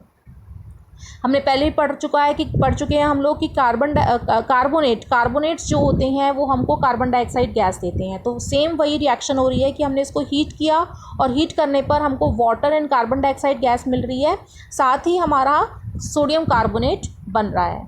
तो कार्बन डाइऑक्साइड गैस जो यहाँ पर बनती है, ये कार्बन डाइऑक्साइड गैस बेसिकली हमारी बहुत सारी बेकिंग पर्पसेस के लिए यूज़ आता है। जैसे कि हम देखते हैं कि ब्रेड बनता है या केक बनता है, या और भी हम ढोकला वगैरह बनाते हैं, उसके अंदर हम उसको डाल देते हैं, तो वो चीज़ें होती हैं वो हमारी बहुत ही सॉफ्ट एंड फ्लफ़ी हो जाती हैं। पकौड़े, जो बेसन के पकौड़े बनाते हैं उसके अंदर भी हम डालते हैं, उससे पकौड़े क्रिस्पी हो जाते हैं। क्यों होते हैं? क्योंकि जो कार्बन डाइऑक्साइड गैस निकलती है उसकी वजह से हम देखते हैं ब्रेड के बीच में बहुत सारे होल्स होते हैं। वो होल्स किस वजह से होते हैं? क्योंकि उसके अंदर एयर भर जाती है। वो एयर कौन सी होती है? कार्बन डाइऑक्साइड गैस होती है जो फिल हो जाती है। इस वजह से उस ब्रेड के अंदर होल्स हो जाते हैं और उसी वजह से ब्रेड हमारी फ्लफ़ी बनती है, स्पंजी बनती है। इससे एक और इम्पॉर्टेंट चीज़ बनाना इजी होता है, बेकिंग पाउडर। बेकिंग पाउडर भी हम बेकिंग की पर्पसेस में, जो हमारे ब्रेड एंड केक होते हैं इनके अंदर हम डालते हैं बेकिंग पाउडर को। तो बेकिंग पाउडर बेसिकली क्या होता है? बेकिंग सोडा और टार्टरिक एसिड का मिक्सचर होता है। कोई सा भी एसिड ले सकते हैं हम, जो भी हमारे घर में माइल्ड एसिड जो होते हैं, वीक एसिड जो होते हैं, वो हमारे घरों में जो मौजूद होते हैं, हम वो मिक्स कर सकते हैं बेकिंग सोडा में, तो हमारा बेकिंग पाउडर बन जाएगा। इन जनरल टार्टरिक एसिड उसमें मिक्स किया जाता है। तो जब भी हम बेकिंग सोडा में टार्टरिक एसिड मिक्स करते हैं तो हीटिंग करने पर क्या होता है? कार्बन डाइऑक्साइड गैस, बहुत सारी कार्बन डाइऑक्साइड गैस निकलती है, वाटर और सोडियम सॉल्ट्स बनते हैं। तो क्या पर्पस क्या है? हम बेकिंग सोडा और बेकिंग पाउडर तो एक ही चीज़ है, फिर हम बेकिंग पाउडर क्यों बना रहे हैं, उसमें टार्टरिक एसिड क्यों ऐड कर रहे हैं। तो बच्चों हमने पढ़ रखा है कि बेकिंग जो हमारी बेस होते हैं, क्योंकि बेकिंग सोडा क्या है, बेस है। बेस जो होते हैं वो बिटर, कड़वे होते हैं टेस्ट में। तो जब भी इसको हम फूड में ऐड करेंगे तो हमारा फूड कैसा हो जाएगा, कड़वा हो जाएगा। तो उसकी कड़वाहट को ख़त्म करने के लिए उसके अंदर टार्टरिक एसिड डाला जाता है, थोड़ा सा एसिड डाला जाता है, जिससे कि फूड में कड़वाहट ना आए। तो इसीलिए बेकिंग पाउडर को यूज़ करना बेटर होता है, क्योंकि उसके अंदर एसिड मिक्स्ड होता है। तो बेकिंग पाउडर अगर हम ज़्यादा भी डालेंगे कोई दिक्कत नहीं है, लेकिन बेकिंग सोडा हम ज़्यादा नहीं डाल सकते। अगर हम ज़्यादा डाल देंगे तो उससे हमारा जो खाना होगा वो हमारा कड़वा हो जाएगा। इसीलिए बस यही डिफरेंस होते हैं baking powder and baking soda में। देन ये हमको दे रखा है कि हमारे क्या क्या यूजेस होते हैं बेकिंग सोडा के। तो ये आप देख सकते हैं यहाँ पर ब्रेड्स में हम इसको यूज़ करते हैं, क्लीनिंग पर्पस में, हेयर वॉश करने में और फेस वॉश करने में, माउथ की क्लीनिंग करने में, बहुत सारे इसके यूजेस होते हैं। इन सब चीज़ों में हम क्लीनिंग पर्पसेस में बेसिकली हम इसको यूज़ करते हैं। देन नेक्स्ट हमारा केमिकल आता है वॉशिंग सोडा। बेकिंग सोडा के बाद वॉशिंग सोडा। वॉशिंग सोडा हमारा क्या, इसका फॉर्मूला क्या होता है, सोडियम कार्बोनेट डेकाहाइड्रेट। अब इसका कुछ अजीब सा नाम है ये डेकाहाइड्रेट, क्या है ये। देखिए सोडियम कार्बोनेट तो आप जानते हैं Na2CO3 होता है। Deka means 10, hydrate means water, तो 10H2O को बोल रहे हैं हम डेकाहाइड्रेट। डेका आप याद रखिएगा, डेका मीन्स 10। कैसे बनता है ये, सोडियम कार्बोनेट में जब हम 10 मॉलिक्यूल्स ऑफ वाटर ऐड करवा देंगे तो हमारा वॉशिंग सोडा बन जाएगा। और सोडियम कार्बोनेट हम जानते हैं किससे बना था, हमारा ब्राइन से। सोडियम कार्बोनेट मतलब ब्राइन से हमने पहले बनाया बेकिंग सोडा। बेकिंग सोडा को थोड़ा सा हीट करेंगे तो उससे हमारा सोडियम कार्बोनेट बन जाएगा, और सोडियम कार्बोनेट के अंदर हम 10 मॉलिक्यूल्स ऑफ वाटर ऐड कर देंगे तो हमारा वॉशिंग सोडा बन जाएगा। तो ये सारी चीज़ें जो हमको मिल रही हैं ये हमको सोडियम क्लोराइड से मिल रही हैं बेसिकली। यहाँ पर मैंने एक वर्ड यूज़ किया रिक्रिस्टलाइजेशन। रिक्रिस्टलाइजेशन अभी आपको नेक्स्ट आगे समझ में आएगा, क्रिस्टलाइजेशन किसे कहते हैं। थोड़ा सा मैं आपको बता देती हूँ कि ये हमारा एक पाउडर होता है, जब इसमें हम वाटर ऐड करते हैं तो ये हमारे वॉशिंग सोडा के क्रिस्टल्स बन जाते हैं, इसीलिए इसको बोल रहे हैं रिक्रिस्टलाइजेशन, मतलब क्रिस्टल्स का वापस बनना। उसको हम बोल रहे हैं रिक्रिस्टलाइजेशन ऑफ सोडियम कार्बोनेट, उसको हम बोलते हैं वॉशिंग सोडा। वॉशिंग सोडा किस में काम आता है, हम जानते हैं कि जो वॉशिंग सोडा होता है सबसे पहले तो उसको हम डिटर्जेंट्स में सबसे ज़्यादा होता है वॉशिंग सोडा, तो उसको सोप्स या डिटर्जेंट्स बनाने के काम आता है, पेपर इंडस्ट्री में काम आता है। बोरेक्स एक इम्पॉर्टेंट कंपोनेंट होता है, केमिकल्स बहुत इंपॉर्टेंट केमिकल होता है, बोरेक्स बनाने के काम आता है। क्लीनिंग, डोमेस्टिक पर्पस क्लीनिंग में काम आता है, और परमानेंट हार्डनेस रिमूव करने के काम आता है। परमानेंट हार्डनेस का मतलब होता है खारापन, पानी का खारापन। हम जानते हैं कि खारे पानी के अंदर कपड़े नहीं धुल सकते हैं, इसीलिए उसमें जब हम डिटर्जेंट ऐड करते हैं तो पानी की खारापन जो होता है वो ख़त्म हो जाता है। क्यों? क्योंकि डिटर्जेंट्स के अंदर वॉशिंग सोडा मिक्स्ड होता है, जो कि सोप में नहीं होता है। ये आप आगे के चैप्टर्स में अच्छे से पढ़ेंगे, सोप एंड डिटर्जेंट में डिफरेंस जब आप करेंगे तब उसमें आप पढ़ेंगे। तो अभी मैं थोड़ा सा आपको बता देती हूँ, सोप के अंदर वॉशिंग सोडा मिक्स नहीं होता है, डिटर्जेंट के अंदर वॉशिंग सोडा मिक्स होता है, और वॉशिंग सोडा पानी के खारापन को हटाने के काम आता है। इसीलिए डिटर्जेंट से हम खारे पानी में कपड़े धो सकते हैं आसानी से, लेकिन साबुन से हम नहीं धो सकते हैं। तो ये वॉशिंग सोडे के बहुत इंपॉर्टेंट एप्लीकेशंस हैं। लास्ट है ये हमारा ब्लीचिंग पाउडर, काफ़ी इंपॉर्टेंट है ब्लीचिंग पाउडर, इसके ऊपर एग्ज़ाम में काफ़ी क्वेश्चंस आते हैं ब्लीचिंग पाउडर। और इसका जो फॉर्मूला होता है वो होता है कैल्शियम ऑक्सीक्लोराइड, नाम है कैल्शियम ऑक्सीक्लोराइड केमिकल नेम, और फॉर्मूला होता है कैल्शियम से Ca, ऑक्सी से O एंड क्लोराइड से Cl2, तो CaOCl2 ये इसका फॉर्मूला होता है। कैसे बनता है? क्लोरीन गैस हमारे बनी थी क्लोर अल्कली प्रोसेस से, यानी कि वही NaCl सोल्यूशन का जब हमने इलेक्ट्रोलिसिस किया, इलेक्ट्रिसिटी पास करवाई, तो उसमें हमारा हाइड्रोजन गैस बनी, क्लोरीन बनी, NaOH बना। तो वही जो क्लोरीन गैस बनी है इलेक्ट्रोलिसिस से, वो क्लोरीन गैस हमने अपने स्लेक लाइम यानी कि लाइम वाटर से हमने पास करवाई, तो हमको मिल गया ब्लीचिंग पाउडर एंड वाटर। तो वाटर तो खैर हमारा पास ऑन हो जाएगा, और मेन जो हमको मेन चाहिए ब्लीचिंग पाउडर, ये हमको यहाँ पर मिल जाएगा। अब ब्लीच क्या होता है? ब्लीच का होता है कि किसी भी चीज़ में से उसका स्टेन हटाना, कालापन हटाना, धब्बे हटाना, उसको बोलते हैं ब्लीच। तो इसलिए इसका नाम पड़ा है ब्लीचिंग पाउडर। तो ये कपड़े हैं या किसी भी चीज़ में से उसका कालापन, उसका धब्बा हटाने के काम आता है। तो ब्लीचिंग किसके लिए आता है? कॉटन, लिनन, टेक्सटाइल इंडस्ट्रीज़ में ये उनको ब्लीच करने के काम आता है। या पेपर इंडस्ट्री में जो वुड पल्प होता है उसका, उसमें से निशान हटाने के काम आता है। ऑक्सीडाइजिंग एजेंट के तौर पे यूज़ होता है। और डिसइंफेक्टेंट ड्रिंकिंग वाटर, ये इंपॉर्टेंट है इसका। डिसइंफेक्टेंट ड्रिंकिंग वाटर यानी कि ड्रिंकिंग वाटर के अंदर भी जो जर्म्स होते हैं उनको किल करने के काम आता है। तो यहाँ पिक्चर में भी देख सकते हैं कि किस किस तौर पे ये काम आता है। देन हमारा है plaster of Paris. Plaster of Paris एक अदर केमिकल है जो हमको ब्राइन से नहीं मिलता है, लेकिन इम्पॉर्टेंट है, इसके ऊपर भी क्वेश्चंस काफ़ी आते हैं। तो प्लास्टर ऑफ पेरिस क्या होता है? पीओपी, वाइट सीमेंट जो हम यूज़ करते हैं वो हमारा पीओपी है, प्लास्टर ऑफ पेरिस। इसका जो केमिकल नेम होता है calcium sulphate hemihydrate. Calcium sulphate तो आप जानते हैं CaSO4 होता है। Hemi means half, hemi means half, तो 1/2 आप देख रहे हैं, यानी कि हाफ। हाइड्रेट मैंने बताया था आपको H2O, तो इसलिए इसका नाम है कैल्शियम सल्फेट हेमीहाइड्रेट। तो ये किससे बनता है? ये बनता है जिप्सम से। जिप्सम का फॉर्मूला होता है कैल्शियम सल्फेट इंटू 2 हाइड्रेट, यानी कि 2H2O। इसको हम डाईहाइड्रेट भी बोलते हैं, कैल्शियम सल्फेट डाईहाइड्रेट। तो ये हमारा जिप्सम होता है।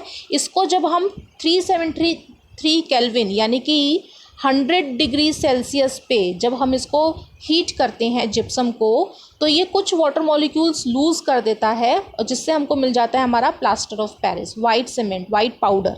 तो ये हमारी प्रिपरेशन रिएक्शन है, gypsum calcium sulphate into dihydrate, और इसको हमने 100 डिग्री सेल्सियस पर हीट किया। ये जो सिंबल है ऐसे ट्राइंगल वाला, ये हीट का होता है। इसको जब हमने हीट किया 100 डिग्री सेल्सियस पे, तो उसमें से 1/1.5 वाटर मॉलिक्यूल्स निकल गए और हमको प्लास्टर ऑफ पेरिस हमको मिल गया। प्लास्टर ऑफ पेरिस एक वाइट पाउडर होता है। इसमें हम जब वाटर मिक्स करते हैं तो वापस ये जिप्सम बन जाता है। तो आपने देखा होगा, कभी भी आप वाइट सीमेंट लेकर आए होंगे घर में, कहीं पर भी पुट्टी वगैरह करने के लिए, उसमें आपने जब पानी मिलाया होगा तो वो एक लिक्विड, एक पेस्ट बन जाता है। उसी पेस्ट को हम बोलते हैं जिप्सम। तो जब उस वाइट सीमेंट में हम पानी मिलाते हैं तो वो जिप्सम तैयार हो जाता है। किस चीज़ के काम आता है ये जिप्सम? पीओपी काम आता है हमारे फ्रैक्चर्ड बोन्स में लगाने के। हम देखते हैं इस तरह से प्लास्टर जब लगाया जाता है तो प्लास्टर में पीओपी ही लगाया जाता है। फिर टॉयज़ बनाने के, डेकोरेशन मटेरियल बनाने के, या हमारी जो दीवार होती है उसके सरफेसेस को स्मूथ करने के काम आता है। तो ये इसके ऊपर 5 मार्क का क्वेश्चन आता है, इसको आप अच्छे से तैयार कर लीजिएगा। यूजेस भी आते हैं, प्रिपरेशन भी आता है जिप्सम के बारे में, और इसका पीओपी का जो फॉर्मूला होता है उसके बारे में क्वेश्चंस आते हैं। देन ये एक मैंने एक चार्ट बनाया है जिससे कि आपको इजी हो जाए कि हमको ये जो ब्राइन जिससे हमने स्टार्ट किया था NaCl, इससे हमें क्या क्या चीज़ें मिलती हैं और कैसे मिलती हैं। तो हमने किया था कि इलेक्ट्रोलिसिस यानी कि इलेक्ट्रिसिटी पास करने से हमको NaOH मिला था, कास्टिक सोडा। फिर इसमें जब हमने CO2 और अमोनिया जब हमने मिक्स करवाया था तो हमको बेकिंग सोडा मिला था, NaHCO3। फिर हमने किया था कि NaHCO3 को जब हम हीट करते हैं तो, और उसमें हम फिर 10 मॉलिक्यूल्स ऑफ वाटर ऐड करवा देते हैं, तो हमको मिल जाता है वॉशिंग सोडा। या हम ऐसे भी कह सकते हैं कि ब्राइन से ही अगर हम स्टार्ट करते हैं तो ब्राइन में जब हम CO2 NH3 ऐड करवाएंगे, फिर उसको हीट करेंगे और फिर उसमें हम 10 मॉलिक्यूल्स ऑफ वाटर ऐड करवाएंगे, तो हमको मिल जाएगा वॉशिंग सोडा। फोर्थ हमको मिला था ब्लीचिंग पाउडर। ब्लीचिंग पाउडर कैसे मिला था? जो इसका जो Cl है, ये इलेक्ट्रोलिसिस मेथड से हमको Cl2 गैस हमको मिली थी। वही Cl2 गैस जब हम स्लेक लाइम यानी कि लाइम वाटर में जब हम पास करवाते हैं तो हमको मिल जाता है ब्लीचिंग पाउडर। तो इससे आपको इजी हो जाएगा सारी चीज़ों को याद करना। देन ये हमारा लास्ट टॉपिक है वाटर ऑफ क्रिस्टलाइजेशन। कई बार इसमें से भी क्वेश्चन आ जाते हैं। वाटर ऑफ क्रिस्टलाइजेशन का मतलब क्या होता है? जो भी हमारे फॉर्मूलाज होते हैं उन फॉर्मूलाज के अंदर जो एक फिक्स्ड नंबर होते हैं वाटर मॉलिक्यूल से पहले, उसको बोलते हैं वाटर ऑफ क्रिस्टलाइजेशन। जैसे कि कॉपर सल्फेट इंटू 5H2O, यहाँ पर आप देख रहे हैं 5, तो ये जो 5 है ये हमारा वाटर ऑफ क्रिस्टलाइजेशन है। ये वॉशिंग सोडा का फॉर्मूला है। इसमें जो ये 10 है ये हमारा वाटर ऑफ क्रिस्टलाइजेशन है। कैल्शियम सल्फेट का फॉर्मूला जिसमें हमारा 2 है, जो जिप्सम का हमारा फॉर्मूला था, तो इसमें जो 2 है, ये 2 जो है हमारा वो है water of crystallisation. Iron sulphate के जो क्रिस्टल्स होते हैं उनमें भी 7 वाटर मॉलिक्यूल्स होते हैं, तो ये 7 हमारे वाटर ऑफ क्रिस्टलाइजेशन है। ऐसे ही हमने प्लास्टर ऑफ पेरिस का पढ़ा था, इसमें जो हाफ है ये हमारा वाटर ऑफ क्रिस्टलाइजेशन है। अब यहाँ पर ये चीज़ आती है कि ये है क्या, इसका मीनिंग क्या है, क्यों होता है ये वाटर ऑफ क्रिस्टलाइजेशन। तो बेसिकली वाटर ऑफ क्रिस्टलाइजेशन का मतलब होता है कि ये जो वाटर मॉलिक्यूल्स हैं, देखिए ये हमारा एक बड़ा मॉलिक्यूल है, मान लेते हैं ये हमारा कॉपर सल्फेट का मॉलिक्यूल है। इस कॉपर सल्फेट के मॉलिक्यूल्स के सराउंडिंग में 5 मॉलिक्यूल्स ऑफ वाटर जो हैं वो सराउंड कर रहे हैं। ये 5 जो मॉलिक्यूल्स हैं ये हमारे H2O के हैं। ये H2O के मॉलिक्यूल्स ने इसको घेर लिया है, सराउंड कर लिया है। अब इससे होगा क्या, इससे होता क्या है कि कॉपर सल्फेट हमारा सिंपल जब ऐसे रहता है without surrounded by water molecules, जब उसको वाटर मॉलिक्यूल्स ने सराउंड नहीं किया है तब ये एक वाइट पाउडर की तरह होता है। लेकिन जब इसमें कुछ ये 5 मॉलिक्यूल्स ऑफ वाटर सराउंड कर लेते हैं, यानी कि वाटर ऑफ क्रिस्टलाइजेशन जब इसमें आ जाता है, तो ये इस तरह का क्रिस्टल बन जाता है और इसका अपना एक यूनिक कलर होता है, ब्लू कलर।